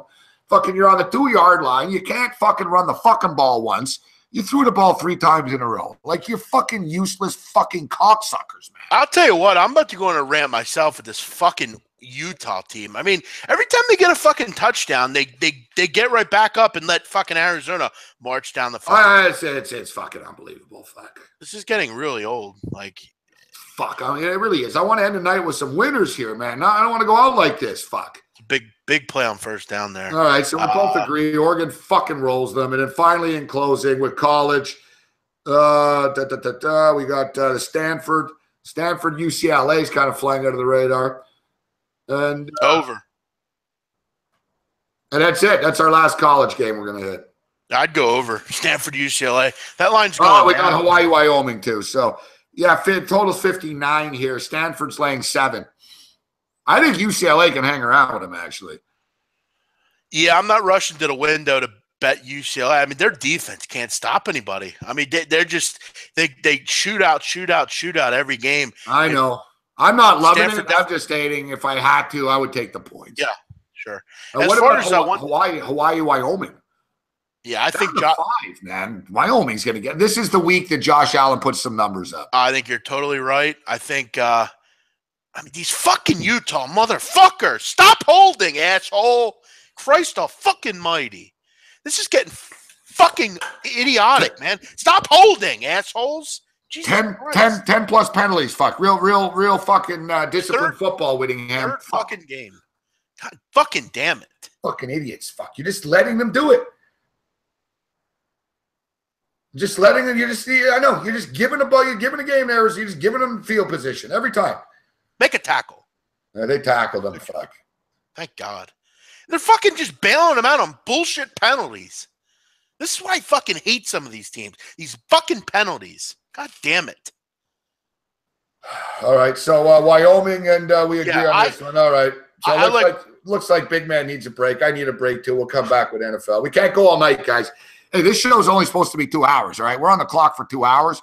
I'll give you 3 hours and 14 minutes so far, but we'll take a break. We'll come back. We'll talk some NFL, and we better start getting some fucking shit going our way before this night is over. Let's get a drink and come back. We'll be all right. All right. Fuck you, Utah, motherfucker.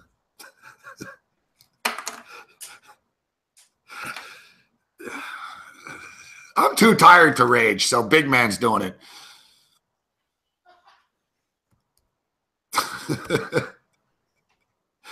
I swear, I'm about to have a heart attack too, man. Listen, I've got the over in this. I got Utah, so whatever. Utah's gonna win, but they should. But I got money on this BC over. They're starting to get some points up. They throw a bomb. We get to the 2-yard line, and they throw the football. And they don't just throw the football. The guy throws it like 30 yards in the back of the CFL end zone. Like, you call that professional play calling? I could find a fucking stripper, okay? I could walk into a strip club in downtown Toronto right now, find a fucking stripper, and she would run the fucking football. Fuck, man.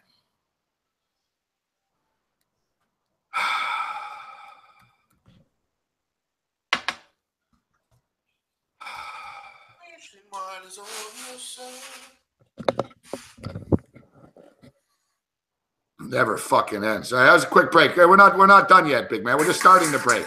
All right. I'll be back.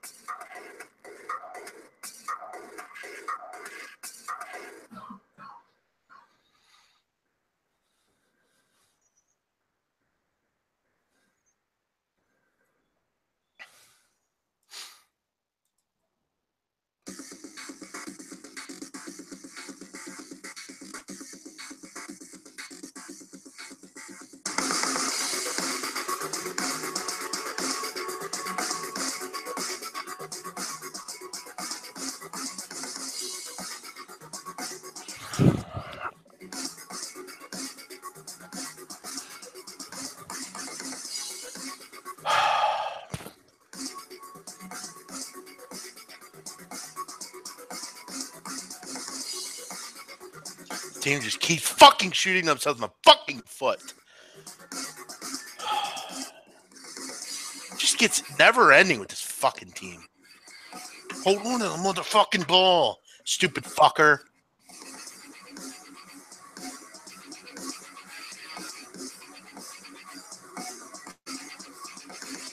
He's down.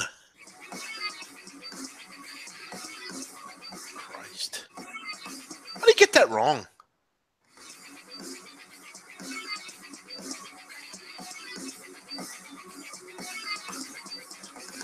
Fuck you, Dean Blandina. No one gives a fuck what you think. Fuck boy. Yeah, no shit.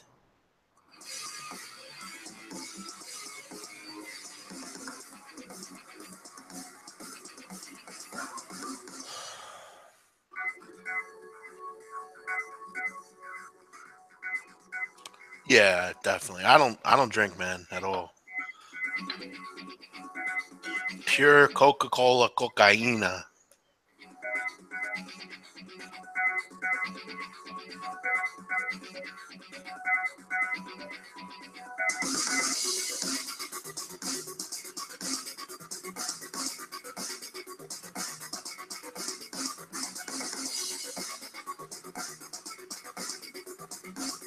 I don't know how they got that call wrong. I don't know. I don't know how they got that call wrong, Kyle. I don't know how you missed that. That's just so bullshit about fucking review. What if they didn't have review? You would have called that a fumble? Pathetic.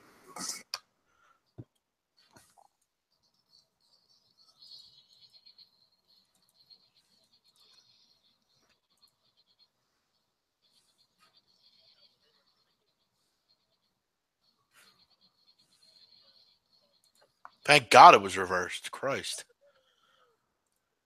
All right, I almost want to just abandon ship. What the fuck's going on in this fucking football game? I hear you freaking out. Well, we just got a big stop on 4th down, and then they fumbled the first fucking play, but it got overturned. Fucking overtime. Got a huge fourth down. I'm watching 2 shitty football games at once, and I'm losing them both. All right, CFL. See, I'm telling you, the BC Lions are gutless fucking losers. They're gonna lose. They're gonna lose this game. All right, there's a flag on this play. We're jumping in after this, guys. I don't want to fucking chase. Fuck, this is bad. I got a lot of action going here in the late night hour. Oh boy. Oh boy. Come on, Utah. This is Utah's chance. Come on. We need a miracle stop, bro. We need this clock to go. How many? We can give up one more touchdown, right? No, we give up 2 more touchdowns. What are we giving up? 21? No, we've given up 21, bro. Oh yeah, you're right. Okay. Yeah, I know. Wishful thinking. We've given up. We got that hook. We can give up one more. I'll be real. It's gonna be a miracle. I'm okay if losing the second half under, honestly. Yeah, I got Utah as well. I got some soccer. You ever bet on Japanese soccer? Sapporo versus Nagata right now. Oh, they got stoned. Unbelievable. Fuck me, man. This team is brutal. They just can't pull away. It's fucking brutal. You get a great stop. God damn it. Fucking fly, get away from me. Fuck.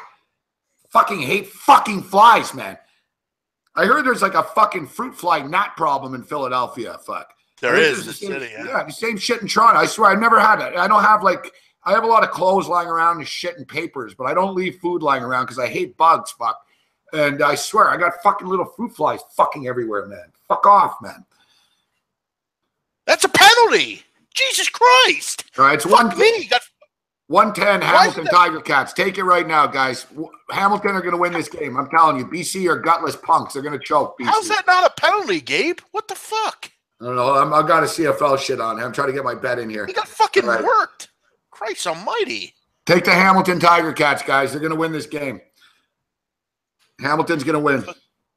I thought they were gutless punks. No, BC are gutless fucking punks. Fuck. Oh, BC. Okay. Hamilton are just shit.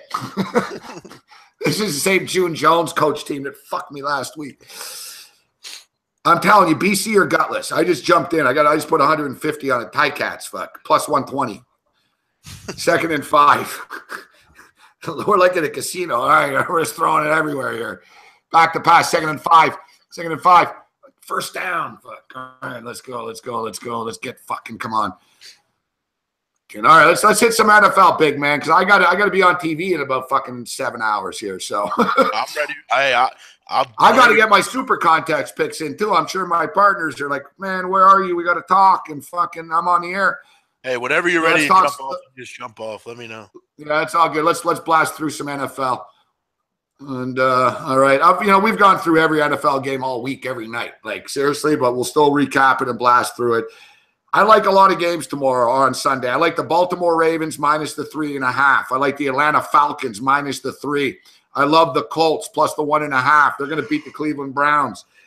I like the over 42 in that football game. I like the Denver Broncos to beat the Buffalo Bills. I like the New York Jets to hang around plus 6 against the New York Jets. I like the New Orleans Saints plus the 5.5, 6 as live underdogs against the Panthers. I like the Seattle Seahawks plus 3. I like the Cincinnati Bengals plus 7.5. I like the Kansas City Chiefs minus the 3. I've been talking myself out of the Chief game a little bit, but I'm not going to. Chiefs are going to get it done. And the Raiders are going to beat the Redskins. I like a lot of the fucking games this Sunday, so I'm either going to be really, really rich or in a lot of fucking trouble Sunday. Yeah, it sounds like it. You got a lot of games going. I like a lot of those. I like Baltimore under. I think that's a real good play. I think that's a lot like the game for Jacksonville the week before. Who did they play the week before? I'm trying to remember. I don't remember, but I like the under over in London. I'm kind of into that. I like the Eagles minus 6. I mean, I think you like the Giants, don't you? Yeah, I'm staying away from that game. It's a high-profile game. I got to get a little piece of the action. It's New York, Philadelphia. I'll end up betting the over. Small piece on the over. Yeah, I as I keep looking at the 6, it's like, is that too many points? Is that too many points? But I just can't not bet it. That offensive line is just so bad for the Giants. I think the Eagles have a field day. It's one of these deals where I don't trust the Eagles to lay the 6, and I don't trust the Giants enough to hang around. So it's a pass for me. But I do think there'll be some points put up on the board. Yeah, it'll be an interesting one. I'll tell you what, it's going to be really hot in Philly. 90 degrees on Sunday. It's weird. Almost end of September, it's 90 degrees for the 3rd or 4th Eagles game. That's unheard of. But, yeah, they're going to be sweating. It's going to be a hot one down there. The Giants' offense can only go up, right? I mean, it can't be this bad. And Philadelphia's defense has given up big plays in both games they played in. I think it's pretty bad, honestly. I think Brandon Marshall's on another planet. Odell Beckham, he doesn't seem to give a shit at all about any game. Eli Manning looks just dreadful. Their offensive line can't block, and they have no running game. I think their offense – and Evan Ingram's out. I think their offense is this bad, and they're on the road. They don't ever play well in Philadelphia. And I think the only thing they have going for them is the Eagles don't have much of a run game, but I think Carson Wentz is a big day without George Jenkins in there. Another big run for Arizona. What a surprise. It's unbelievable. Can Utah fucking tackle or what? This little kid, too, he's little on Arizona. He keeps running right up the middle, fuck. 5'8", 150. Yeah, for fuck's sake. How come you stack the box, fuck? Put some linebackers in the middle here. Where's your middle inside linebacker? Yeah, I was off with Utah. They don't look good against the run. This quarterback just pulling it or handing it to his running back.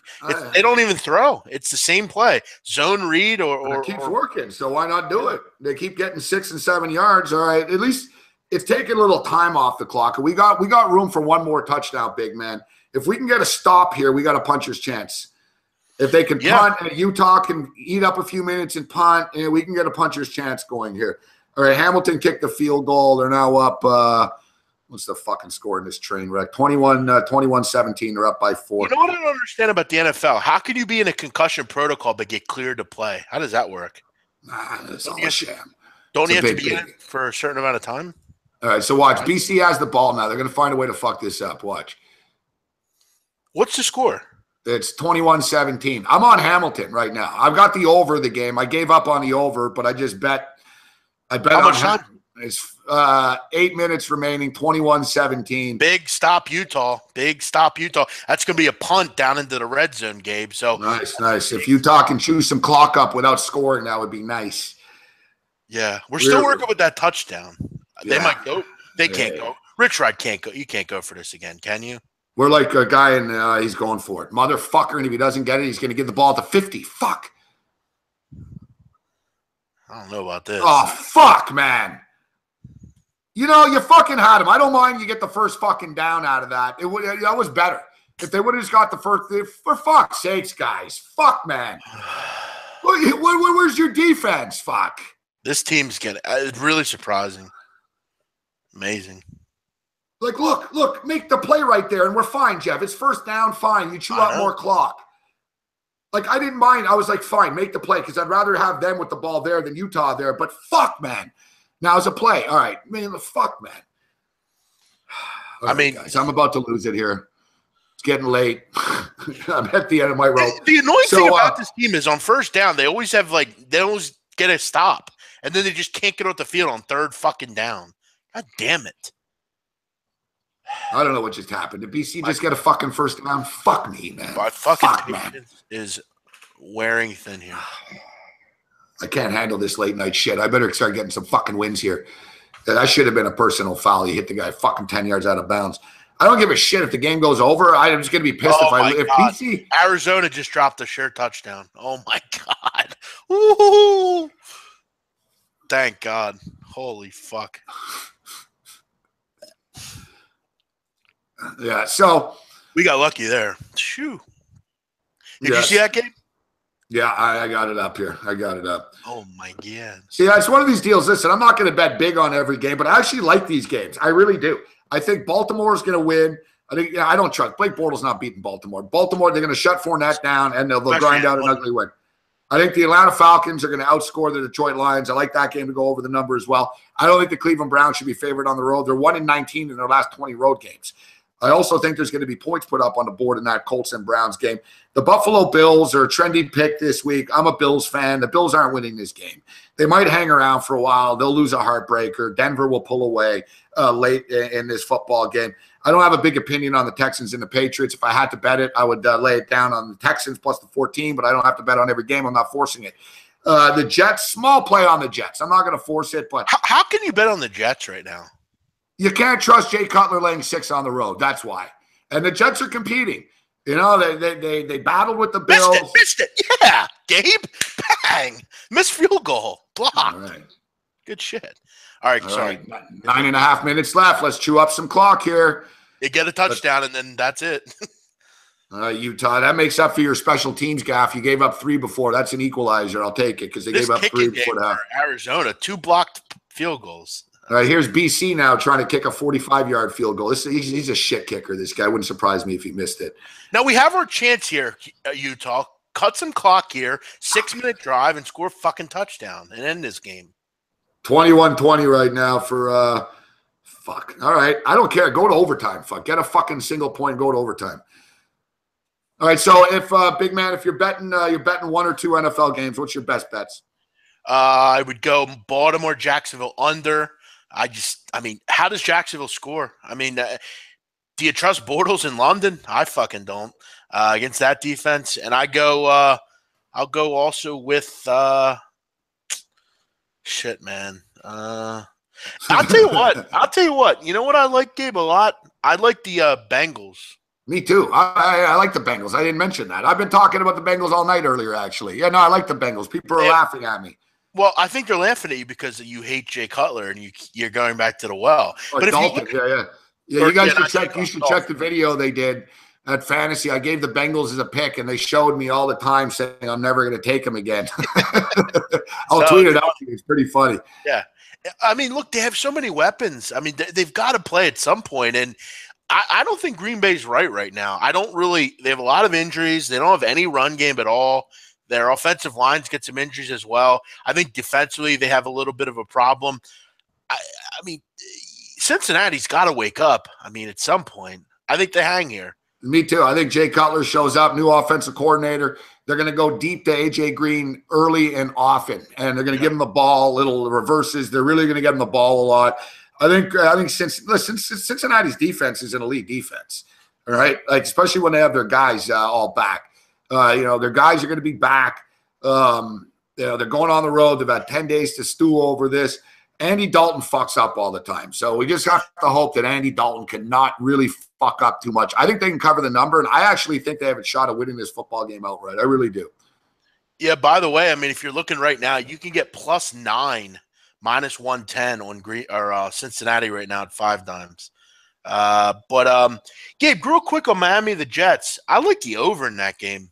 That's what I was saying. I think there's going to be points put up. Do you get bad teams? We saw this with the Rams and 49ers. Bad teams equal overs. It just does for some reason. That's why I think the Colts and the Browns are going to go up and down the field. I agree. That's a tough game. I don't know how you pick that one. How do you bet on the Browns? I mean, laying points on the road. Ugh. 1-19 their last 20 road games. Fuck, this is a sweat job, this CFL game. Now suddenly Hamilton's choking. Fuck, I'm an idiot for fucking betting so much on this game. They're both shit. You know what, Jeff? This is the good thing about the CFL. It's 21-20 right now. Yeah. And in any other league, you'd be fucked. You'd be like, fuck, there's no way this could go to overtime at 21-20. In the CFL, you can get a single point. So there's a slight chance we can get 21-21 here and go to overtime. Masoli back to pass, and he gets fucking sacked. And now you're going to punt. You're going to put BC in fucking – I swear to God, dude, every fucking thing stupid that the quarterback shouldn't do in this game, Masoli and Jennings do. It's like it's beyond fucking pathetic. Like, I know it's a Canadian Football League, but you're still making like $400,000 a year to be a fucking quarterback. Like, wait in the CFL, how much do they make? Like the regular salary? Like, what would it be? The quarterbacks, star quarterback makes about $600K. You know, some of the quarterbacks $250K, $350K. So, like your normal like player, he's making what, $200,000-$300,000? No, less than that. Like the offensive linemen are making about 120, 150. Some of the bigger star offensive linemen. Wide receiver stars making about 200, 220. Remember Darius Bowman from Oklahoma State? Like he's been in the CFL for years. He's making about 210, 190K a year. Doesn't sound like much, but you play in the CFL for 10 years. Like some of these quarterbacks, they used to pay like $1 million a year and shit to quarterbacks, but it got out of control. And they said, all right, we got to tame this down. So they sort of made like a fake salary cap, how much you can pay a quarterback. Like Doug Flutie was making $1 million like fucking 20 years ago in this league. It's a nice little career. I mean, if you can't make the NFL, I mean, it's a nice little. Oh, yeah. Yeah, and you can argue you're better off being a starter in the CFL than a third-string guy in the NFL. Like NFL guys, third-string guys are making about $550 a year, $450 a year, and they're always on the hook. They're always losing their jobs and shit. Like there was a dude in the CFL, Casey Printers, used to be the TCU quarterback, good quarterback, and he was a star in the CFL. And he was making good money too. They offered him, there wasn't a big cap at the time. They offered him big money, like nearly $1 million a year type shit. And he had a big ego, and he said, no, I can play in the NFL. And he went to the Kansas City Chiefs. And they drafted Brody Croyle that year. And my buddy Kyle Turley, I'm buddies with him, and he played on the Chiefs. And I asked him, I said, how's Casey Printers doing at camp? And he goes, Gabe, there was Brock Horde, Brody Croyle, and Casey Printers in camp. And Kyle Turley told me, he goes, Casey Printers is by far the best one. But he goes, he's from the CFL. He's not a drafted guy. And the GM is an idiot who took fucking Brody Croyle in the second round and is force-feeding Brody Croyle down the coach Herm Edwards' throat. And Herm Edwards told Printers, I'd start you if I could, but that's not the way this league works. So, the GM drafted Brody Croyle in the second round. Casey Printers gave up the $1 million a year deal in the CFL, ended up being the third-string quarterback for the Kansas City Chiefs for 1 year, made like $550K. Got released, came back to the CFL, and couldn't hang on, and is a nobody right now. So sometimes it's better to be a big fish in a smaller pond, man. Football's tough, man. I mean, there's not a lot of wiggle room. It's either NFL or CFL. I mean, you're not making shit in the Arena League or nothing like that. I mean, Arena League pays like $200 a game now. If you want to make money as like CFL, at least, well, hey Jeff, making $350K a year, that's a real living, man. It's not NFL money. That's a real living, guys. That's like what big attorneys make and shit. But other than that, like after CFL, there's nothing. I mean, you're not gonna make any money. I'll tell you what, if you want to make money, the sport you go into is basketball. If you don't ever make the NBA, you could play overseas for 20 years. You're a fucking – I have friends of mine, Gabe, from my area. I have a friend of mine, he plays in Kazakhstan. I mean, he makes a couple $100,000 a year. He's a fucking celebrity. They love him. Yeah. I mean, it's the same thing with hockey players. There's 1 million Canadian kids that weren't good enough for the NHL, but they're fucking good hockey players. Yeah. So they're playing in Europe and shit. Dude, they're living – they get free board. They end up marrying hot Swedish chicks. Yeah. Exactly. They're banging hot European chicks. They don't pay for their board and shit. And they get fucking, $600,000, $700,000 a year put in a bank account. You don't got to deal with all the bullshit in America with your team and all the fucking drama. No media and shit. Exactly. Like, buddy, I know a lot of guys that play in Europe. They love it. Fuck. And a lot of banging time hot Finnish chicks and shit. You're living in Spain or Australia or, it's dope. I mean, the basketball. There's a lot of good basketball leagues out there. A lot of good. All right. So what's going on?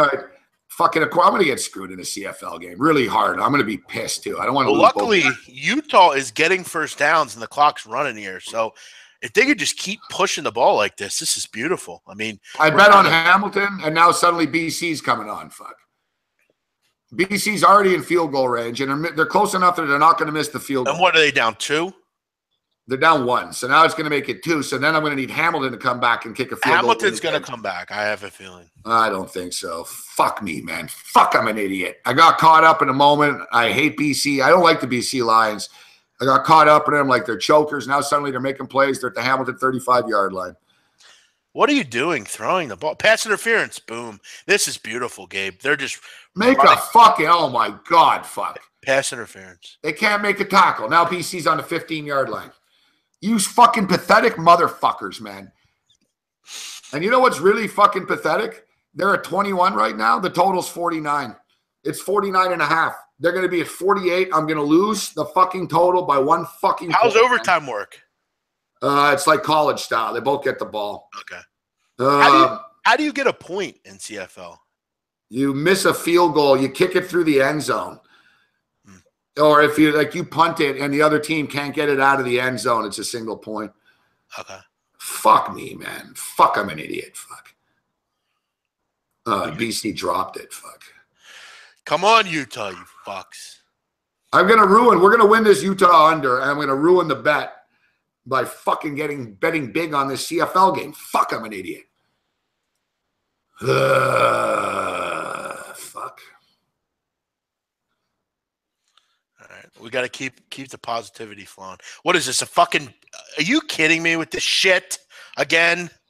Big conference, a Buffalo Wild Wings commercial. What a fucking personal foul you're going to fucking call? You better call it both ways.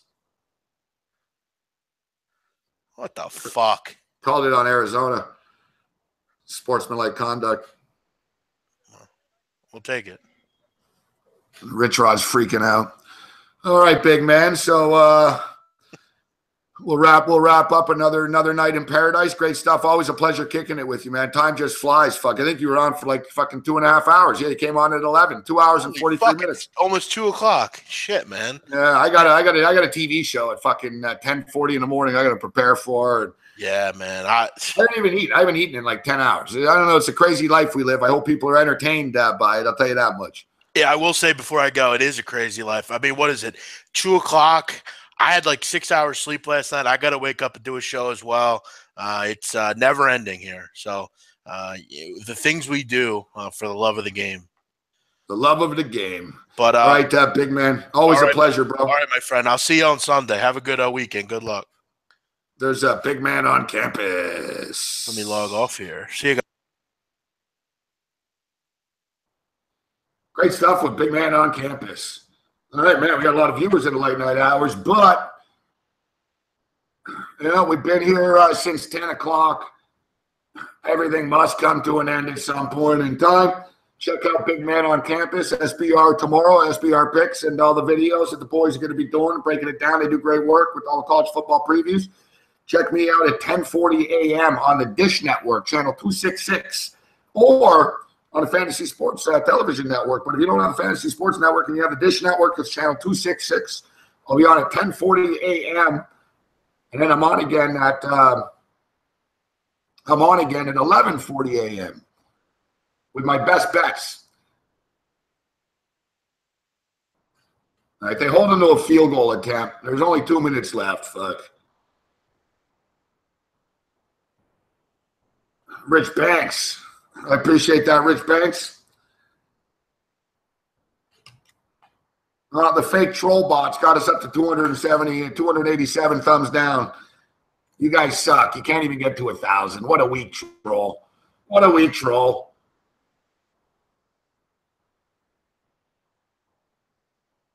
What a week, troll. That's fake, David H. Exactly. It's fucking some bot fucking shit. Ooh, boo, hoo. All right, guys, pray for Mojo, like in The Simpsons. Pray for Mojo. Maybe we can hit this Utah and this under here in the second half. 3rd and 7 right now. The clock is being eaten. We still have room for 1 touchdown we can allow. They get the field goal. It's 23-21. So, in other words, we need the Hamilton Tiger Cats to kick a fucking field goal here. And it ain't going to happen. Fuck, man. I was hoping for overtime. These fuckers could have went over the number so many times in this game. 3rd and 7 for Utah right now. They hand it off. Wide receiver, stupid play, throws it away. Either way, he didn't lose yards. So Utah is going to be kicking a field goal here. We'll wrap it up after this field goal attempt. So as I stated, you guys like this show, support sportsbookreview.com. Go to the website, click on one of the links to one of the sports books. That's how you can support the show and sportsbookreview.com. As I stated, you want me in the morning, I'll be on at 10:40 a.m. Fantasy Sports Television Network, Dish Network Channel 266 at 10:40 a.m. Eastern, 10:39 to be exact, and 11:39 to be exact.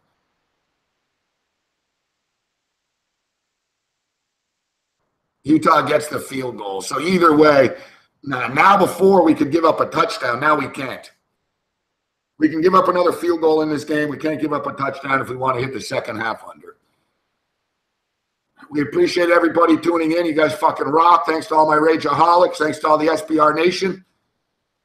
It's been a nice run so far here at SBR. Hopefully we can keep it rolling. Like I said, support the sports books over at Sportsbook Review. Thanks to Zach Jones for making it happen. Take the Argonauts in the CFL game, David H. It's not on Direct TV. It's only on Dish Network. Dish, not Direct. Dish, not Direct. So we'll see you guys on TV. If you want me tomorrow night, I do my own private show on Patreon. You can patreon.com/sportsrage. You can check me out on Twitter, and I'll see you guys right here Sunday morning with Donnie Rightside at noon. Me and Donnie are on from 12 to 1. And we come back at halftime. And then me and Big Man on campus watch the game. Sunday night betcast. It's been great times. Shitloads of viewers. Don't miss out on the party. Other than that, you're on your own. Later.